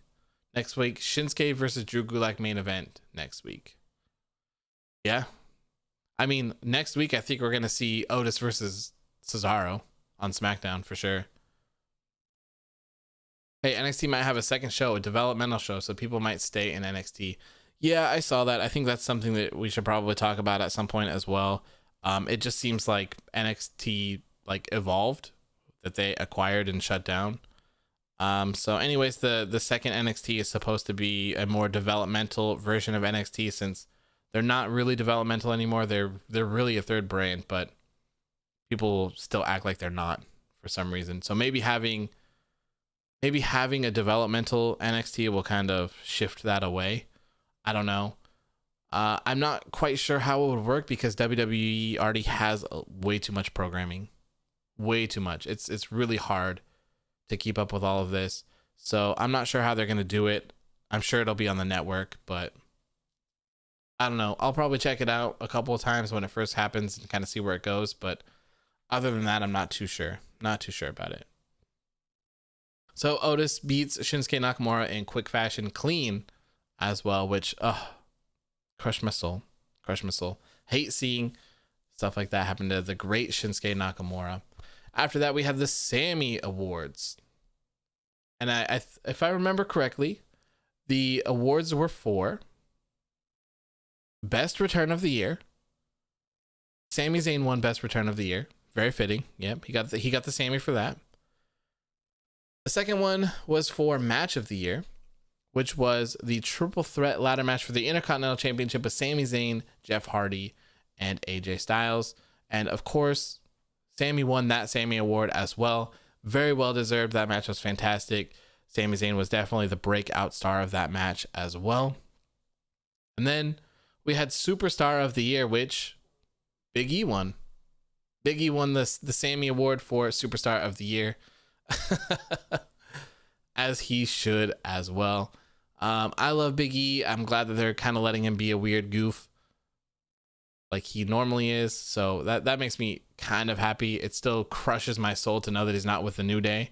I hate that, but Big E as the Intercontinental Champion. I like that, man. I like it. Big E dressed like Pee Wee Herman tonight. Yeah, he was. Yeah, he was. Very weird outfit. Very weird. But I mean, he was getting an award, so he had to be dapper. He had to be all fancy tonight. So hopefully, maybe this match will get announced for TLC, which I didn't think of until just now. Sami Zayn versus Big E for the Intercontinental Championship. I'd be down to see that, but the thing, if they made it for TLC, it would kind of suck for Big E to win it without like an actual feud going on. And I feel like Sami Zayn beating Big E, even again with a count out or something, would be terrible. So who knows? Maybe we'll see it, maybe not. But hopefully they do continue a feud here, and hopefully maybe Big E is the next Intercontinental Champion. I'm totally down for that. I like where they're going with Big E's push though. Yeah, I wouldn't. Yeah, that's what I was just saying. I would totally wouldn't mind that. I could definitely see Big E being the next Intercontinental Champion, and then I think he should have that for a while, have a nice little reign, and then when he loses that, eventually it should propel him into the main event scene where maybe he'll take on Roman, whoever it is. Big E for the next WWE Champion or Universal Champion, I guess I should say. I'm not mad at that at all. I think that'd be fantastic. Chloe says, unrelated question. Do you know what a Firefly Inferno match is? I do not, but I would assume that it's going to be a weird cinematic Inferno match. That's all. I think there's going to be a wall of fire somewhere, and I think there's just going to be some weird, creepy, goofy stuff going on, just like the John Cena match with Randy. I think there'll be a lot of callbacks to the old Bray Wyatt stuff, the Sister Abigail stuff, the old building, the fire. I think a lot of that stuff will come into play in that match. And I hope it does, because they really need that story there. There's a lot to be told. And I don't know. I kind of hope that it doesn't end the feud. I hope it kind of continues, because I feel like they have so much content that they could go over together with each other and kind of keep the Fiend interesting. And I mean, Randy Orton's like momentum is completely crushed at this point. So him losing a million times to the Fiend or whatever, I don't think is really going to hurt anything. That would be my go-to thing. If I could book it, I'd let him keep going. Big E versus Roman Reigns to main event WrestleMania would be amazing. Yeah, that would be a huge moment, especially if Big E was to win. That would be crazy. And I think they want fans in attendance for WrestleMania. I think they're going to do everything that they can to make that happen. So you never know. You never know. Rated C says, we need the Fiend versus Jeff Hardy. Yeah, I see a lot of people say that. Is that because they want to see Willow and the Fiend? I mean, you'd have to get them on the same brand. But they are on the same brand. Yeah, so I guess that would work. Bray Wyatt is undefeated at TLC, so I hope they keep that streak alive. Interesting, I didn't know that. Very interesting. Brother Nero. Yeah, man. I was really disappointed that Jeff Hardy signed another contract with WWE. I could have swore that he would have went to AEW with his brother. I'm assuming he wants the No Word song or whatever it's called, and I'm assuming that he wants another title reign. That's my guess as to why he didn't. So hopefully we'll see that, and then I want to see him leave, man. I want to see him reunite with his brother, do some good stuff, do the broken gimmick over there. Jeff wanted to stay with me, bro. That's right. We have the Hardy Bros. That's right. Give me a whole yeah. Welcome back, man. How you doing? Did you have a podcast tonight? Hardy Boys versus Top Flight would be dope. Yeah, it would, man. There's so many good Hardy Boys matches that they could have in AEW right now. So many good ones. Where was the Mysterio family at? That's a good question. I have no idea. I have absolutely no idea. I don't know. This episode was just so uneventful. Like, Kevin Owens and Roman Reigns is the highlight of the show, and that's about it. Like, you didn't even really need to watch it. Like, you could just watch a 2-minute Twitter clip of this, and you would have been fine. You don't really need anything else. So the Slammy Awards have returned, and they will be airing on the WWE Network next Wednesday, December 23rd at 10 a.m. Eastern, 7 a.m. Pacific Standard Time. And it's hosted by your 24/7 champion, R-Truth. I am not waking up at 7 o'clock in the morning to watch this. I'm sorry. I'm sorry. There's no way in hell that I'm waking up that early to watch this on a Wednesday, especially when I have NXT and AEW coverage to do that night as well, and a post show. No way, man. Absolutely no way. I will be posting the results as I wake up, whatever time that is. I'm kind of scared to see what those results are, to be honest with you.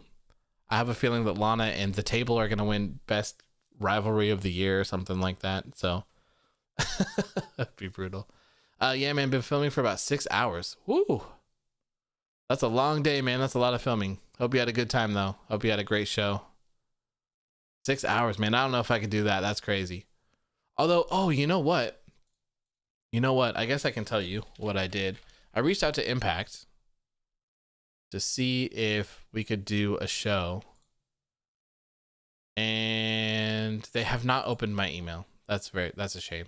So I emailed Impact to see if we could do a watch along, so we could watch Impact on Tuesdays all together and just kind of chat and see what's going on, talk about some AEW stuff and some Kenny Omega stuff. But they didn't reach out. They didn't read my email yet. So maybe they will at some point. I don't know. Maybe I got the wrong email. But I see a ton of people on Twitch doing it. So I don't know. Maybe I'll just do it on Twitch, because it doesn't really matter what happens on Twitch. But I was kind of worried about doing it here on YouTube, because if I do and it gets like a copyright strike, or they DMCA me, it'll take away my live stream abilities for like 90 days, I think. So I don't want that to happen. So I tried to reach out to see if it'd be possible to do it. If I don't ever hear back from them, then I guess maybe we can try it on Twitch, if that's something that people would be interested in. I've been wanting to do watch-alongs for quite a while, so we'll see. We shall see. Next up, we had the most hyped match of the night: Bayley versus Bianca Belair. And I'm kind of disappointed, to be honest. I'm kind of disappointed. We have several interviews of Impact. Been really good, but unfortunately in the UK, they don't show it till Wednesday. You can watch and not show or have audio like we do. Interesting, because the people on Twitch, they legit show the entire show.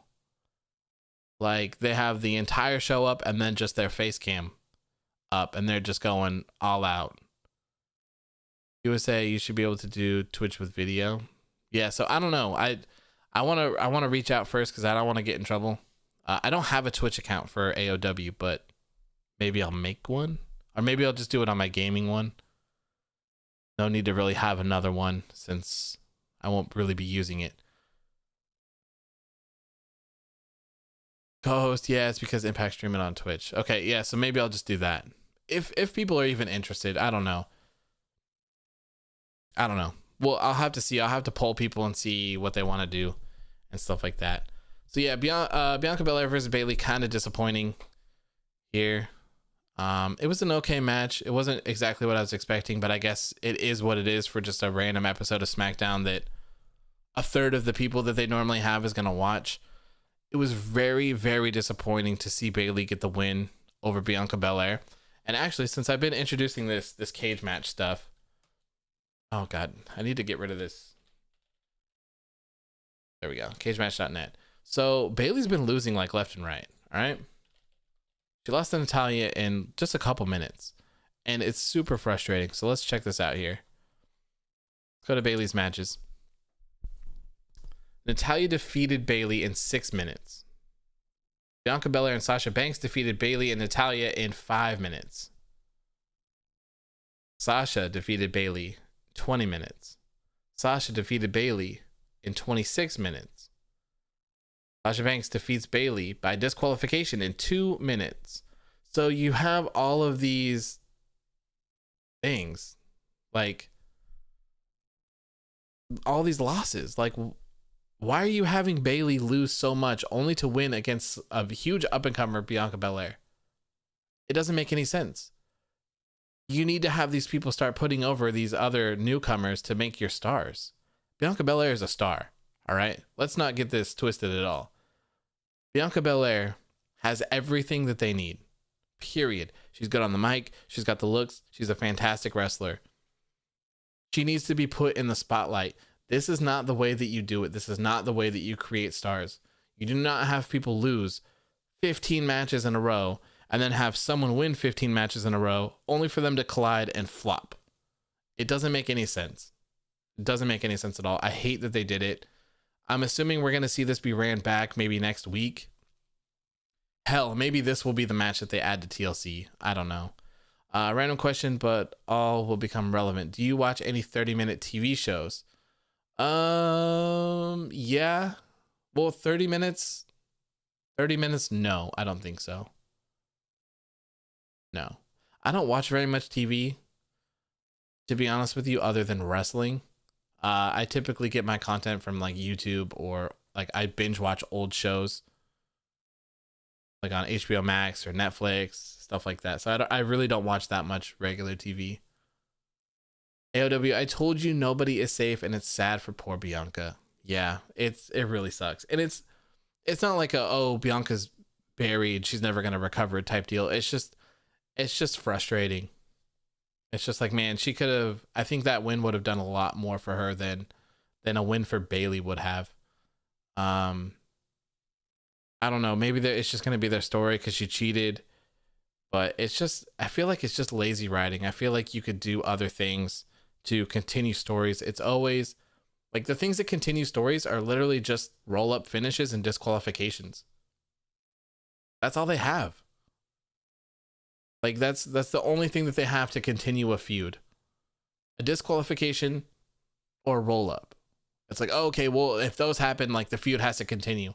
Why can't there be a story? Why couldn't Bayley get this L from Bianca Belair, and then Bianca Belair could be like, hey, I told you I'm the EST, I'm better than everyone and all of you. And then Bayley like takes it personal. She just lost her championship. She just lost to Natalya. She just lost to someone who's not even like from here, that's just new. Like, she needs to redeem herself, so she's got to fight other people. She's got to start getting her wins up, and then she can collide with Bianca Belair again later down the road. Why not do something like that? That would be more telling for everything. Especially that would make Bianca Belair look a lot better. Have her keep getting her wins. Now what they do, they have Bayley win, and they're just going to run it back. They're going to run it back at TLC, or they're going to run it back at SmackDown on TV next week. And it's super frustrating. The Roman, Owens, Jey Uso was nearly 30 minutes at the start of the show. In 30 minutes, you could have a full story with The Simpsons. Is that storytelling? Yeah, man, I agree. I noticed that as well. And that was kind of why I was frustrated at the beginning when Kevin Owens came out, and then they did the whole bait and switch thing where Roman came out and then called out Kevin Owens. It just seemed like a huge waste of time. And it's frustrating when you think about stuff like that, where it's like they wasted almost 30 minutes of the show for that when they could have had other people on TV. Those people that aren't being used. Or maybe that match that was 2 minutes could have been 5 minutes, 8 minutes. Could have actually had a match instead of just a weird squash or something like that. So I totally understand. I think you hit the nail on that one for sure. I never really equated it to another TV show. I always just say like, hey, that's a fourth of your show. Like, you literally just spent a fourth of your show on doing almost nothing. Except in this case, I do disagree because I feel like that did a lot for their show. But it was still a long time. And Owens was watching TV waiting for the next segment before heading to the ring. WWE's bizarre at the moment. Yeah, and they had Roman's, all of his Titantron stuff up. They had it up before the music was even playing. They were just sitting there chatting as if neither one of them could see the TV with Roman stuff on it. I was so confused. I'm like, are they watching like a recording or something? Or is this like what's going on now? Because I don't hear any music and I don't see anyone. So it's kind of weird. When did the downfall of WWE begin? A couple years ago, man. It's been pretty rough. Almost like 2 years ago to the day was the day that they said that we were the authority and we were going to be the ones that were going to drive the shows and they were going to listen to us, and they never do. They never do. And they wonder why their shows are getting all-time lows. This is going to be a really low rating for SmackDown, but it is because it's on FS1 instead of Fox. I mentioned it earlier, but if you weren't here, I think last time they were on FS1, they did about 880,000 viewers instead of like the 2.3 million that they usually get. So this a lot less eyes certainly on this one. The downfall really began when Roman left. WWE's going straight downhill, bro, for real. Yeah, it really is. Hopefully this low, all-time low for Raw is the thing that sticks and hits and turns the company around. Because I've said it a million times, and I'll say it again. There's nothing that would make me happier to watch Raw on Monday and not be irritated. To actually enjoy the show, I would absolutely love it. Same goes with Friday, man. They've had a couple decent Friday shows, but it's been really, really hit or miss, and they've just been pretty bad lately. Like pretty bad. So I would absolutely love to enjoy these shows. That would be the best thing in the world. Absolute best. Does AEW beat SmackDown this week? Yeah. Actually, I don't know. Let me scroll down a little bit here. Dynamite had 806,000 viewers with a 0.32 in the demo. So motion, okay. So I don't know, maybe it might be close. It might be close on that because last time they had more viewers. I'm not sure about the demo from last year. I didn't check. I just checked the viewers. I hope the ratings stay like they did for Raw until they make the right changes. Yeah, I hope they're pretty low too, especially because if they, even if they make changes this week or whatever, and then let's say they go back up to 1.8 or 1.7, they're just going to be like, oh, well, our show wasn't bad. It was just because football. It was just football. We don't need to change anything. What are you guys talking about? Chloe says, is 205 Live still a thing? Yes, it is. I believe it's on after SmackDown. Where? I don't know. Maybe the WWE Network? Thankfully, we have wonderful podcasts like this one to give us all the full rundown of what happens. I know I was just, I was thinking about that the other day, and I'm like, man, it's crazy that we will spend 2 hours watching a TV show, and then I will literally spend almost 2 hours talking about it. And then people watch. And like, it's crazy that I even have the energy to do it, to be honest. Cause I feel like every time right before I just ask myself, what did I get myself into? Like covering these shows was brutal enough, but man, what did I get myself into by doing these shows? Now I have another hour or 2 hours that I have to spend on these shows, but I have a fantastic time. Like I had a blast tonight. Tonight was the best show I think we've had by far. Lots of fun in the chat. Lots of good talks. I think this was a good one. Can't wait till we get live crowds back so that everyone can boo the hell out of the entirety of the show. I think about that a lot. I really do. I think about that a lot. I just wonder like how many CM Punk chants we would get, or how many AEW chants we'd be getting right now with all of this stuff when they're just running back the same things over and over and over. WWE needs to work on the storyline. Yeah, I don't understand why they don't just build them out. Like, you could have a bunch of stories and just start picking from them. It shouldn't be that hard. It's not like they have one guy just sitting there and doing all of this stuff at once. Like, you have a whole team of creative. And not only that, but you could pull inspiration from anything. Like, how many people do these post-show podcasts afterwards?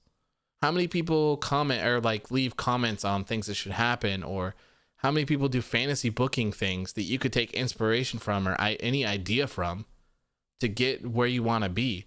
But set where you want to be and make it happen. Listen to the people that are watching your show and make adjustments. If everyone told me that they were like, hey, your show was boring, and I had like 2 viewers, and people were like, this just isn't what we want to see. No one really likes you. Then it's like, okay, well, maybe I need to change it up. Maybe I'm not good at talking. Maybe my audio is bad. Maybe the things that we're talking about aren't good. Maybe just the show, like I can't just be like, well, you guys are dumb. This is the best quality podcast in the world. You can't get this anywhere else. You can't get it anywhere else. I'm the greatest. It's like, no, you need to listen. You need to listen. Especially when the numbers are reflecting that.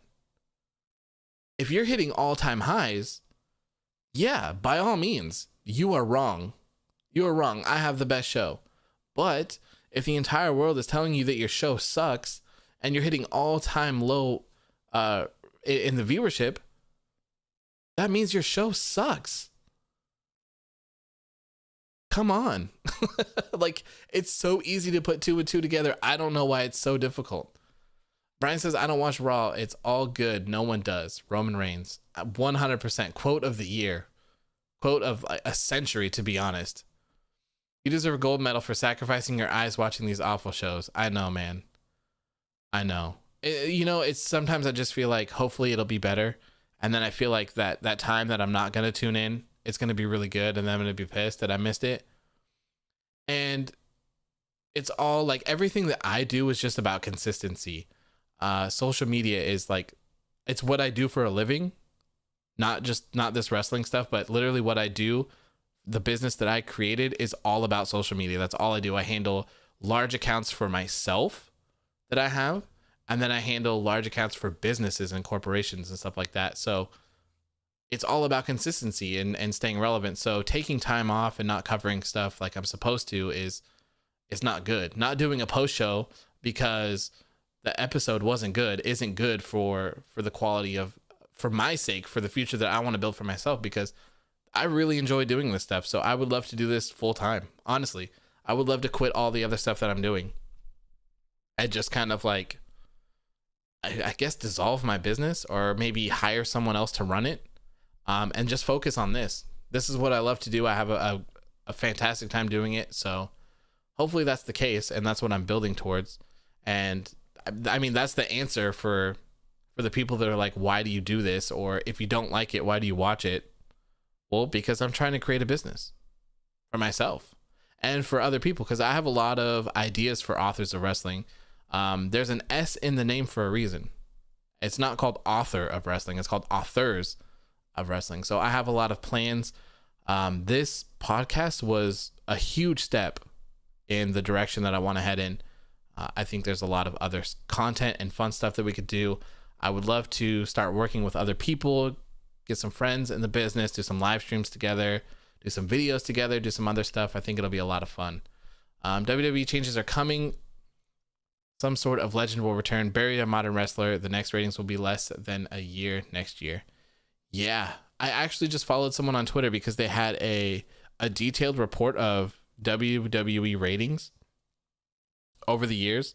And I believe that they calculated by 2050, if WWE didn't change anything and they just went at their current pace that they've been going for the past like 5 years, they would have zero viewers by 2050 or something like that. So, or no, maybe it wasn't 2050. Maybe it was 2038. I don't know. It was a while a ways, but it's crazy to think that that's actually a thing, because to me, I just feel like they are invincible. Like there's no way to stop them, but who knows? Who knows? Hopefully they'll make changes. I think everyone would love to see them make changes.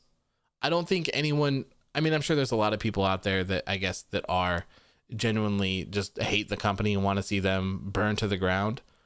I'm not one of them, though. I'm not at all. I want to see them succeed.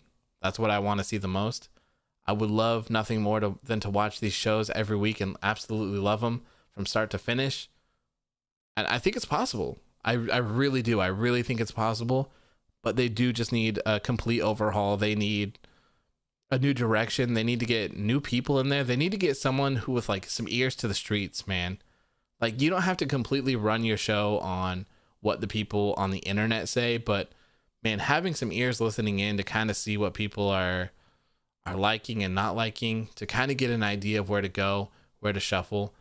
I don't think like you just need to listen. Embrace the fandom that already exists between the two companies. I think you guys are talking about something else. During the Monday Night War, part of the excitement was two companies taking shots, an unpopular opinion, but maybe we need to embrace it, get people talking more. Remember DX Invasion? Memorable. Yeah. I mean, I agree. And I think the problem is that a lot of people saw AEW as a direct competitor instead of an alternative. And some people, even to this day, still think that we're going to see Dynamite move to Monday.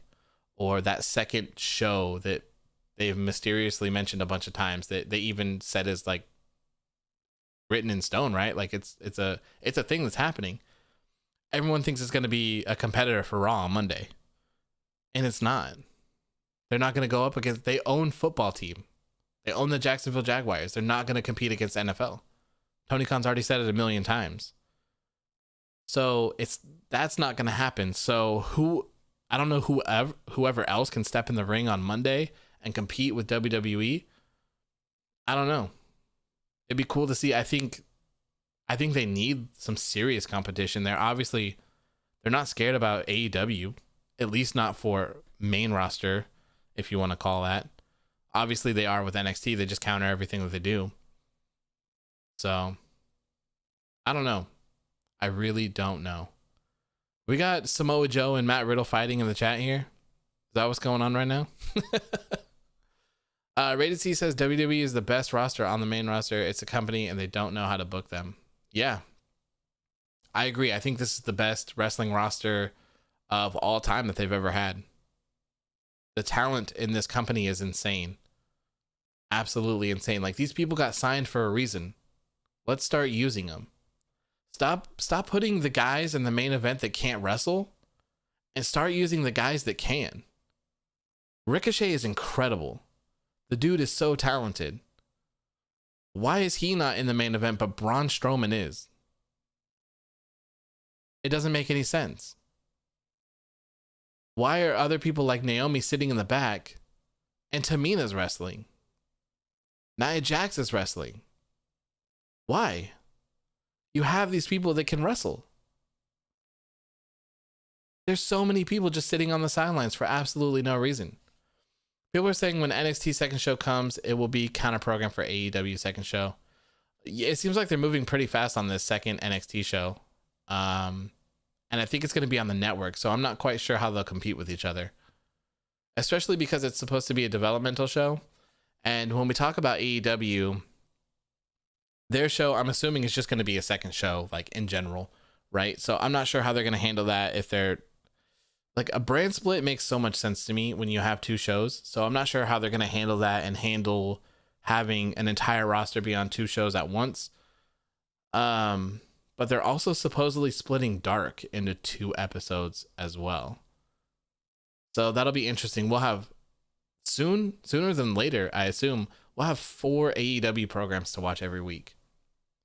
Add that up with WWE's. Oh, God, they have a lot. I don't even know. Because you would have Raw, SmackDown, NXT, NXT 2, NXT UK, main event. I'm forgetting one. 205 Live. So you have 7 WWE shows and 4 AEW shows. That's 10 shows. Or sorry, 7 and 4. That's 11. So you'd have 11 wrestling shows. Add an Impact. That's 12. Ooh, that's a lot of wrestling. That is a lot of wrestling. It was NXT who started this. The issue isn't how. The issue is when TV companies negotiate their deals. Why pay 12 times more for a product who doesn't meet the same demo as a similar show? Yeah, exactly. And that's why I say every single week that NXT needs to change their day. Luckily for them, they've been charting for the past 2 or 3 weeks, I think. But there was a time before where they weren't making top 100. How are you going to be competing with a show when you're not hitting the top 100 cable ratings and the company that you're trying to counter, the company you're trying to compete with, is in the top 5 every single week? There's only a couple weeks where we've seen them slide down and even be in the top 10, especially when all like the news, the politics, the election stuff was going on. They slipped down. But man, they still held their own against it. And that's not competition. It's not competition. Losing 99.9% of the time is not competition. So it's time to stop. It's time to focus on yourself. It's time to do your own thing. It really is. I think NXT would be so much better. And I think NXT needs to be just completely separate from WWE, like, in general. I don't think it should be. It's kind of seen as a third brand, but a lot of people still see it as a developmental company. And I think it seriously just needs to be its own thing. I don't want the NXT champions to move on to Raw or SmackDown. I don't want that to be the thing. I don't want there to be call-ups. I literally just want it to be its own thing. its own isolated thing. Have your second NXT show, do your flip-flops between those, keep them isolated. I think that'd be so much better for them. Put them on a different night too. And I think you have a real recipe for success. What is it, like 1.5, almost 1.6 million people watch wrestling on Wednesdays? Why not? Why not?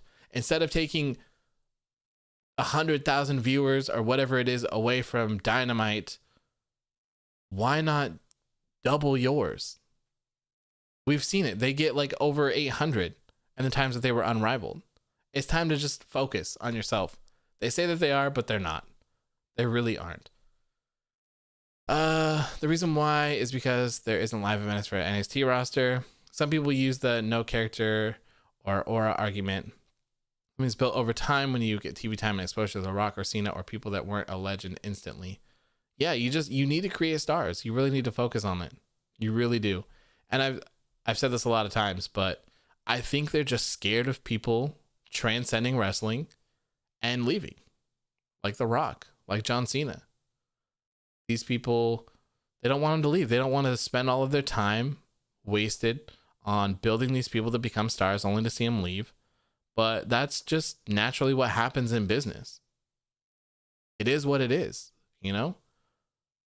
Like for me, I've done tons of things. I worked at a company with social media and did a lot of car stuff, and I overgrew it and I quit, and now I do it myself because I don't need them. If you're good at something, that's naturally going to happen. And in this business, that just benefits you. If I'm a WWE wrestler and I'm popular and I become a star and I transcend everything, and then Hollywood wants me, and then I leave and I become a bigger star in Hollywood, well, guess what? As long as I'm not too old, I can come back and I can wrestle. And then guess what? Those casuals that you're dying to see all the time, or you're dying to have a part of your show, you're dying to have tune in, they're going to know who I am. They're going to love me. And they're going to tune in. Bam. There you go. I can return for a 2-month stint, a 3-month stint, a WrestleMania, whatever it is. And you're good to go. There you go. You have a ton of those people. Supposedly Hollywood wants Becky Lynch and they want Charlotte Flair. Let them go. Let them go do it. Let them get big. Let them come back and show some love to the business. If they're wrestling fans and they love the business, they'll come back. They'll put some people over. They'll make some new stars. And you'll just have that beautiful circle of life. It'll be amazing. If I was a CEO or a chairman of a company, I would let underrated superstars have a chance to become main events instead of big stars like For Real. For me, that's what the TLC and like King of the Ring stuff is for. That's for the people who you're like, man, that Chad Gable guy, he's pretty talented, right? But we believe in him, but I don't know if the world believes in him. So maybe we should have him win this TLC match to kind of propel him up there and see what happens. That's what I would like to see. I would love to see stuff like that happen. King of the Ring as well. Baron Corbin didn't need that, man. He didn't need that. That should have went to Chad Gable. That would have been awesome. That would have been awesome. How big is AEW going to drop because of this the super late start? I don't know. That'll be interesting to see. That will be very interesting to see. I think people that like AEW are going to tune in. I think they're pretty hardcore fans. I would expect NXT's viewership to be higher, though. I certainly would, because I think the people that are waiting for AEW to start are probably going to watch NXT while they're waiting. When people from NXT get called up, it can work, but mostly it doesn't, and it's cursed. Yeah, at the moment, it is certainly cursed. It is not doing very well at all. At all. I agree with NXT superstars need to stay in NXT because I would love to see them wrestle each other. Yeah, and it's just NXT is usually so good about rotating their talent out and stuff like that. So they do a much better job at managing them. WWE is using NXT as a way to stunt the growth of AEW. I don't know if it's a terrible business decision or not. NXT doesn't really matter to WWE. Yeah, that's what I get. That's what I get from it. I really don't feel like WWE cares about NXT. Or I guess I should say Vince McMahon. I don't think Vince McMahon cares about NXT at all. I really don't. I think he just thinks it's a tool to counter AEW. And if that means taking 10 fans away from their show, then by God, we taking 10 fans away from their show tonight. Absolutely. We've been live for 2 hours. Oh my God, really? 1 hour and 58 minutes. Good Lord. Good Lord. What a show. What a show. Longer than SmackDown, almost. Almost longer than SmackDown at this point. If anything, they should be proud of the stars they built to go on to leave because it shows how successful they became. Exactly. And it kind of gives faith for other people too. It's like, hey, maybe I can do this as well. And maybe people will work harder. Maybe you have those people that aren't giving the 110% on the roster, but it's like, hey, I showed up before this guy. This guy not only passed me in WWE, but now he's left and now he's a star. Maybe I really need to step my game up. Maybe you'll have some stuff like that, some breakout talents. 2021 is the year NXT changed their nights. Hopefully. Even, I mean, just for me to not have to cover 2 shows at once would be fantastic. And it always kind of sucks like doing the Dynamite post shows because I can't have a AEW Dynamite / NXT post show and I'm not able to fully watch everything of both shows. I certainly miss things from both of them when trying to capture all the content and trying to write everything and stuff like that. So it'd be much nicer if I could just do a Dynamite show and then maybe the next day or maybe even a couple hours earlier or later I could do an NXT show. That would be perfect. I would love that. Absolutely love it. I think it would make life so much easier. So much easier. What was your favorite show of the week? Mine was definitely NXT. I would probably say NXT was the best show this week because of the matches. I didn't watch a lot of the dialogue stuff from it, but I did watch all of the matches. Dynamite was good, but it was like a filler good.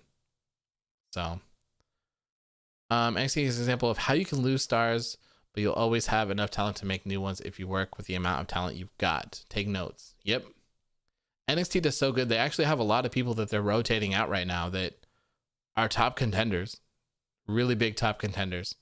So it'll be interesting to see this next wave of NXT talent that comes in and kind of takes over and to see what's going to happen to these guys like your Tommaso Ciampas, your Johnny Gargano, your Damian Priest, your Karrion Kross. What's going to happen with Finn Balor? Undisputed Era, what's going to happen with them? You know, Oney Lorcan and Danny Burch, they're bigger now since they're with Pat McAfee and friends. Pete Dunne is huge. He'd be a huge asset to Raw or SmackDown if they could ever manage to actually use him. So it'd be, man, future WWE would be crazy if you took the current crop of NXT and moved them into a Raw or SmackDown and kind of kept the same formula. Ooh, that'd be some good quality TV right there. I think that'd make a lot of people happy. Why is there no IC title match at TLC? I have no idea. There's a lot of matches not happening at TLC. There's no US title match. There's no SmackDown tag title match. There's not a lot going on, but the matches they do have look pretty good. Pretty good. I always DVR NXT and usually watch AEW. Yeah, that makes sense. I watch them both live. I don't want to miss anything for NXT because I would certainly watch AEW first, and I like to cover them both. And the thing about it is that if I didn't, that would be 4 hours of my day instead of 2. So I much prefer the 2-hour chaos much rather than 4 hours. I hear a lot of people saying X has nothing left to do in NXT. I find the attitude strange. Raw went for years without a second brand. Storytelling is the issue. Yeah, I would agree. I mean, I kind of get where they're at, where you have people like Johnny Gargano and Tommaso Ciampa who don't really seem like they have anything to do, because you probably prefer to have other people be NXT champion and stuff like that. But if the stories are compelling and they rotate them out enough, I don't think it's a problem. I don't need to see Johnny Gargano wrestle on my TV show every week. And I certainly don't need to see Tommaso or Finn wrestling on my show every week. Space them out, even them out, tell some good stories in between there, let some people have some vacation time and come back in when they're needed. And I think it's fine. Especially if they're going with a second brand too, because I'm assuming it's not all going to be developmental people. They're going to need some people over there. So it'll be interesting to see. It'll be very interesting. Even if you combined all your current main eventers with all the guys on Raw or SmackDown, it should be main eventers. Get rid of the crappy booking. World of difference. Yeah, I think they could change it up really easily. I really do. They really just need to put some time into their shows. They don't put any effort into them. I swear to God that they literally write them 5 minutes before they go on air. That's literally how I feel about it. It's all just so basic. There's nothing really involved. There's nothing that makes you think. There's nothing. It's just all basic, plain. And I understand that some of it has to be plain because they've really crowned themselves as being a family show. So they can't just instantly switch over and have everyone gushing blood and saying tons of bad words because they're a family company now. So it'll be really hard for them to transition out of something like that, which is, I guess that's why they waited till 10 to do the whole like underground and the whole like raw dark. Anything could happen in the last hour, but I don't know. I don't think they will keep their young stars. Unfortunately, WWE stopping Twitch, etc. is a way of alienating the young talent. I imagine the young talent will leave for other companies because of WWE. I would assume so as well. The grass seems so much greener on the other side, to be honest. I'm not sure how many people they can take over there. But there's certainly some other people that I'd like to see leave and go to AEW. And maybe even Impact these days. I mean, if Impact could capture a couple people and kind of change things around, I think they're really lacking some stars. If they could steal some of the top stars from NXT or from WWE, just main roster stuff that aren't being used, I think maybe that could help them a lot. Maybe Carl Anderson and Doc Gallows will be that bridge to get people over there. I really think there's always just something about Impact that it just lacks to me. I feel like there's always something missing, and maybe it's the main eventers. Maybe it's those people. They have great matches and stuff like that, but that star power seems to be really missing. Tyler Rust is going to be the future of NXT. I agree. I've heard nothing but great things about him. Nothing but great things. And you know what they did? They put him in the ring against Tommaso Ciampa, and guess what? They had a fantastic match, and Ciampa won. That's how you build people up. That's how you do it right there. You don't have Ciampa beat him by disqualification. You don't have Tyler Rust beat him by disqualification. Have a good match. Have a fantastic showing. Obviously, the better man is Ciampa. He's the seasoned vet in that scenario.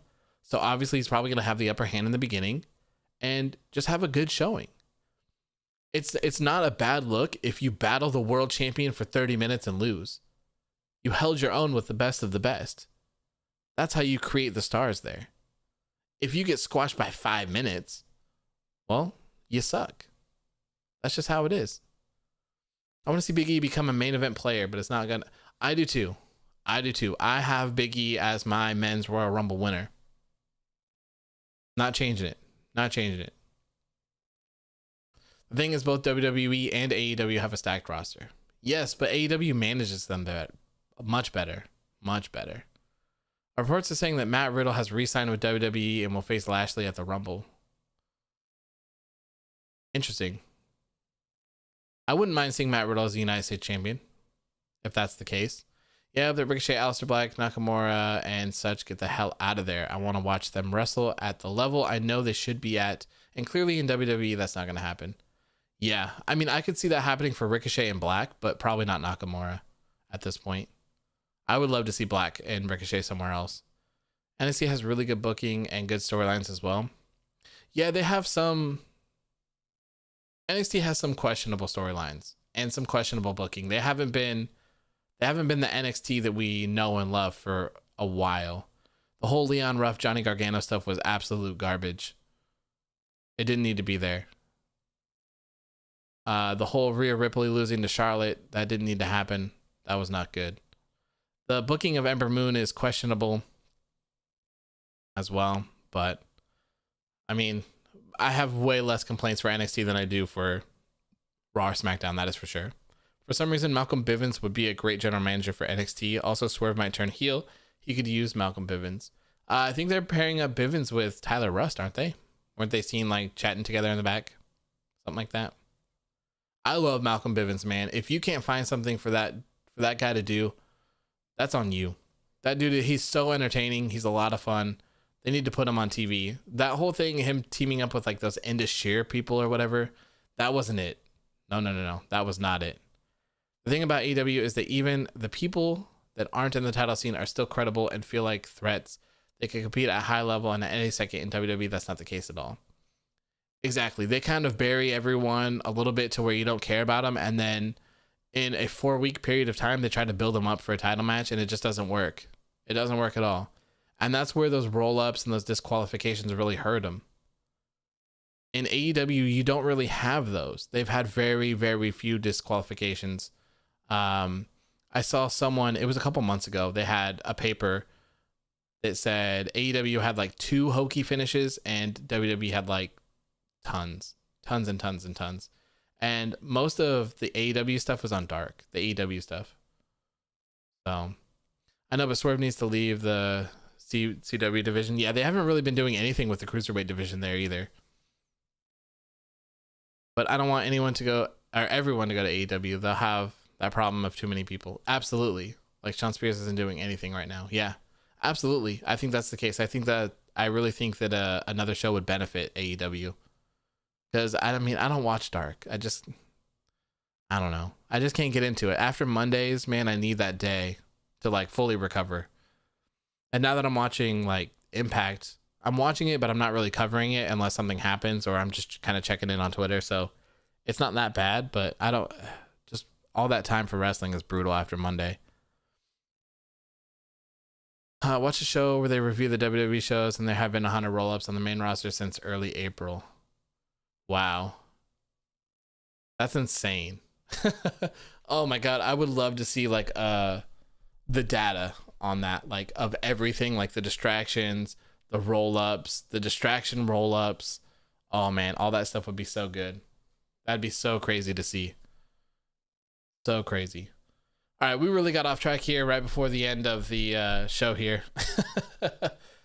So anyways, let's kind of wrap this up here. Roman Reigns came out, told Kevin Owens that he needed to fall in line, call him the tribal chief. He is the head of the table, yada, yada, yada, Roman Reigns stuff. He came out, barely able to walk, and boy, did he get destroyed once again. Roman Reigns and Jey Uso beat the living hell out of Kevin Owens. They put him through a table. They threw tables on him. They threw chairs on him. They threw ladders on him. They were hitting him with chairs underneath everything. Absolutely beat the hell out of him. Absolute hell. It was insane. I want Authors of Pain, Brian Pillman Jr. and Zelina Vega signed an Impact. I'm down for that. Although Brian Pillman Jr. is working with AEW at the moment, so maybe he'll be there. This has been a very successful episode. Yeah, I had a lot of fun. I cannot believe that it's been 2 hours and 10 minutes. It's insane. We spent longer talking about a show than the show actually was. And it was fun. I had a lot of fun. So anyways, after Kevin Owens gets absolutely decimated by both of these guys, Roman Reigns and Jey Uso are in Gorilla, and they're going to talk to Kayla. And guess what? He rises from all of the tables, the ladders, and chairs. Kevin Owens is unkillable. And that's the title for tonight's show as well. Kevin Owens is unkillable. Going into TLC, I don't know if this made him look weak or made him look stronger. I don't know. But hopefully they don't change the match at all. I want to see Kevin Owens in it. I've really enjoyed the feud and the storyline between them. So hopefully they keep it going. This is one of the matches that I'm looking forward to the most for TLC in just 2 days. If you don't remember, TLC is this Sunday. Why are they burying Owens, making him look weak before going into the ring with Roman? Then Roman wins. Surely Roman should be the one fighting through adversity. It feels backwards. I think they're going with the whole, like, I get the whole making him look weak thing, but I think what they're doing is they're going like, look, he's not weak because he's still here, right? Like, he's still getting up, he's still competing, he's still going for the championship. And I guess that kind of brings it back to the beginning of the show when Paul Heyman called him a martyr, saying that he would die for the Universal Championship. So I kind of like it, but I also understand where they're going. If he just continues to get beat up by Jey Uso all night, what does that say about him, you know, trying to beat Roman Reigns? Jey Uso didn't beat Roman Reigns. So, you know, if Kevin Owens can't beat Jey Uso, then certainly he can't beat Roman Reigns in that aspect. So I don't know. I don't mind it though. I've been enjoying this. I think they carried this show tonight with the amount of segments that they had. It was like 6 or something like that. So I'm not mad at it at all. Humberto Carrillo says, I deserve a thank you. I showed my face here to help add something unique and unexpected to this show, despite all the disrespectful rumors and mean things. Sorry, but I can't shout you out. I can't thank you. You're a criminal. You still owe me $1.99, Humberto Carrillo. $1.99, and I'll never forgive you. I will never forgive you for those predictions you made. Ever. Ever, ever, ever. Not gonna happen. One day it will happen. You will give me my $1 and my 99 cents. All right. Unbelievable. I'm leaving, but maybe we'll meet again someday. Hopefully not. Hopefully not. Anyways, that's going to do it for the show tonight. Thank you all for coming out. I really appreciate it. If you are not subscribed, please make sure to hit that subscribe button and hit the notification bell. I will be going live tomorrow for a WWE TLC prediction live stream as well, where we will talk about the matches. We will talk about the winners and the losers and maybe do some polls for what you guys think overall. We'll also be doing a post TLC show as well, which will be the first pay-per-view show that I'll be doing. So yeah, make sure to subscribe. Make sure to hit that like button. It really helps when the show gets processed and actually gets uploaded to YouTube. It helps the engagement. It's fantastic. We've been doing so well so far. Let me refresh this to see where we're at right now. We're at 629 subscribers. We're almost, like, literally almost up 30 from the last one that we did. That's absolutely insane. Thank you guys so much. I really appreciate it. You guys have been absolutely killing it. Good job, brother. Take it easy. Excellent work. Thank you. Thank you so much. I appreciate it. Have a good night. You deserve it. Thank you, La. Thanks. This is really entertaining. That should be entertaining as well. Hopefully. Thank you guys for tuning in. I really appreciate it. Hopefully you guys have another great day. And just remember, I will be making the post on Instagram and Twitter when we go live for the TLC show. So have a good night, everyone. Peace.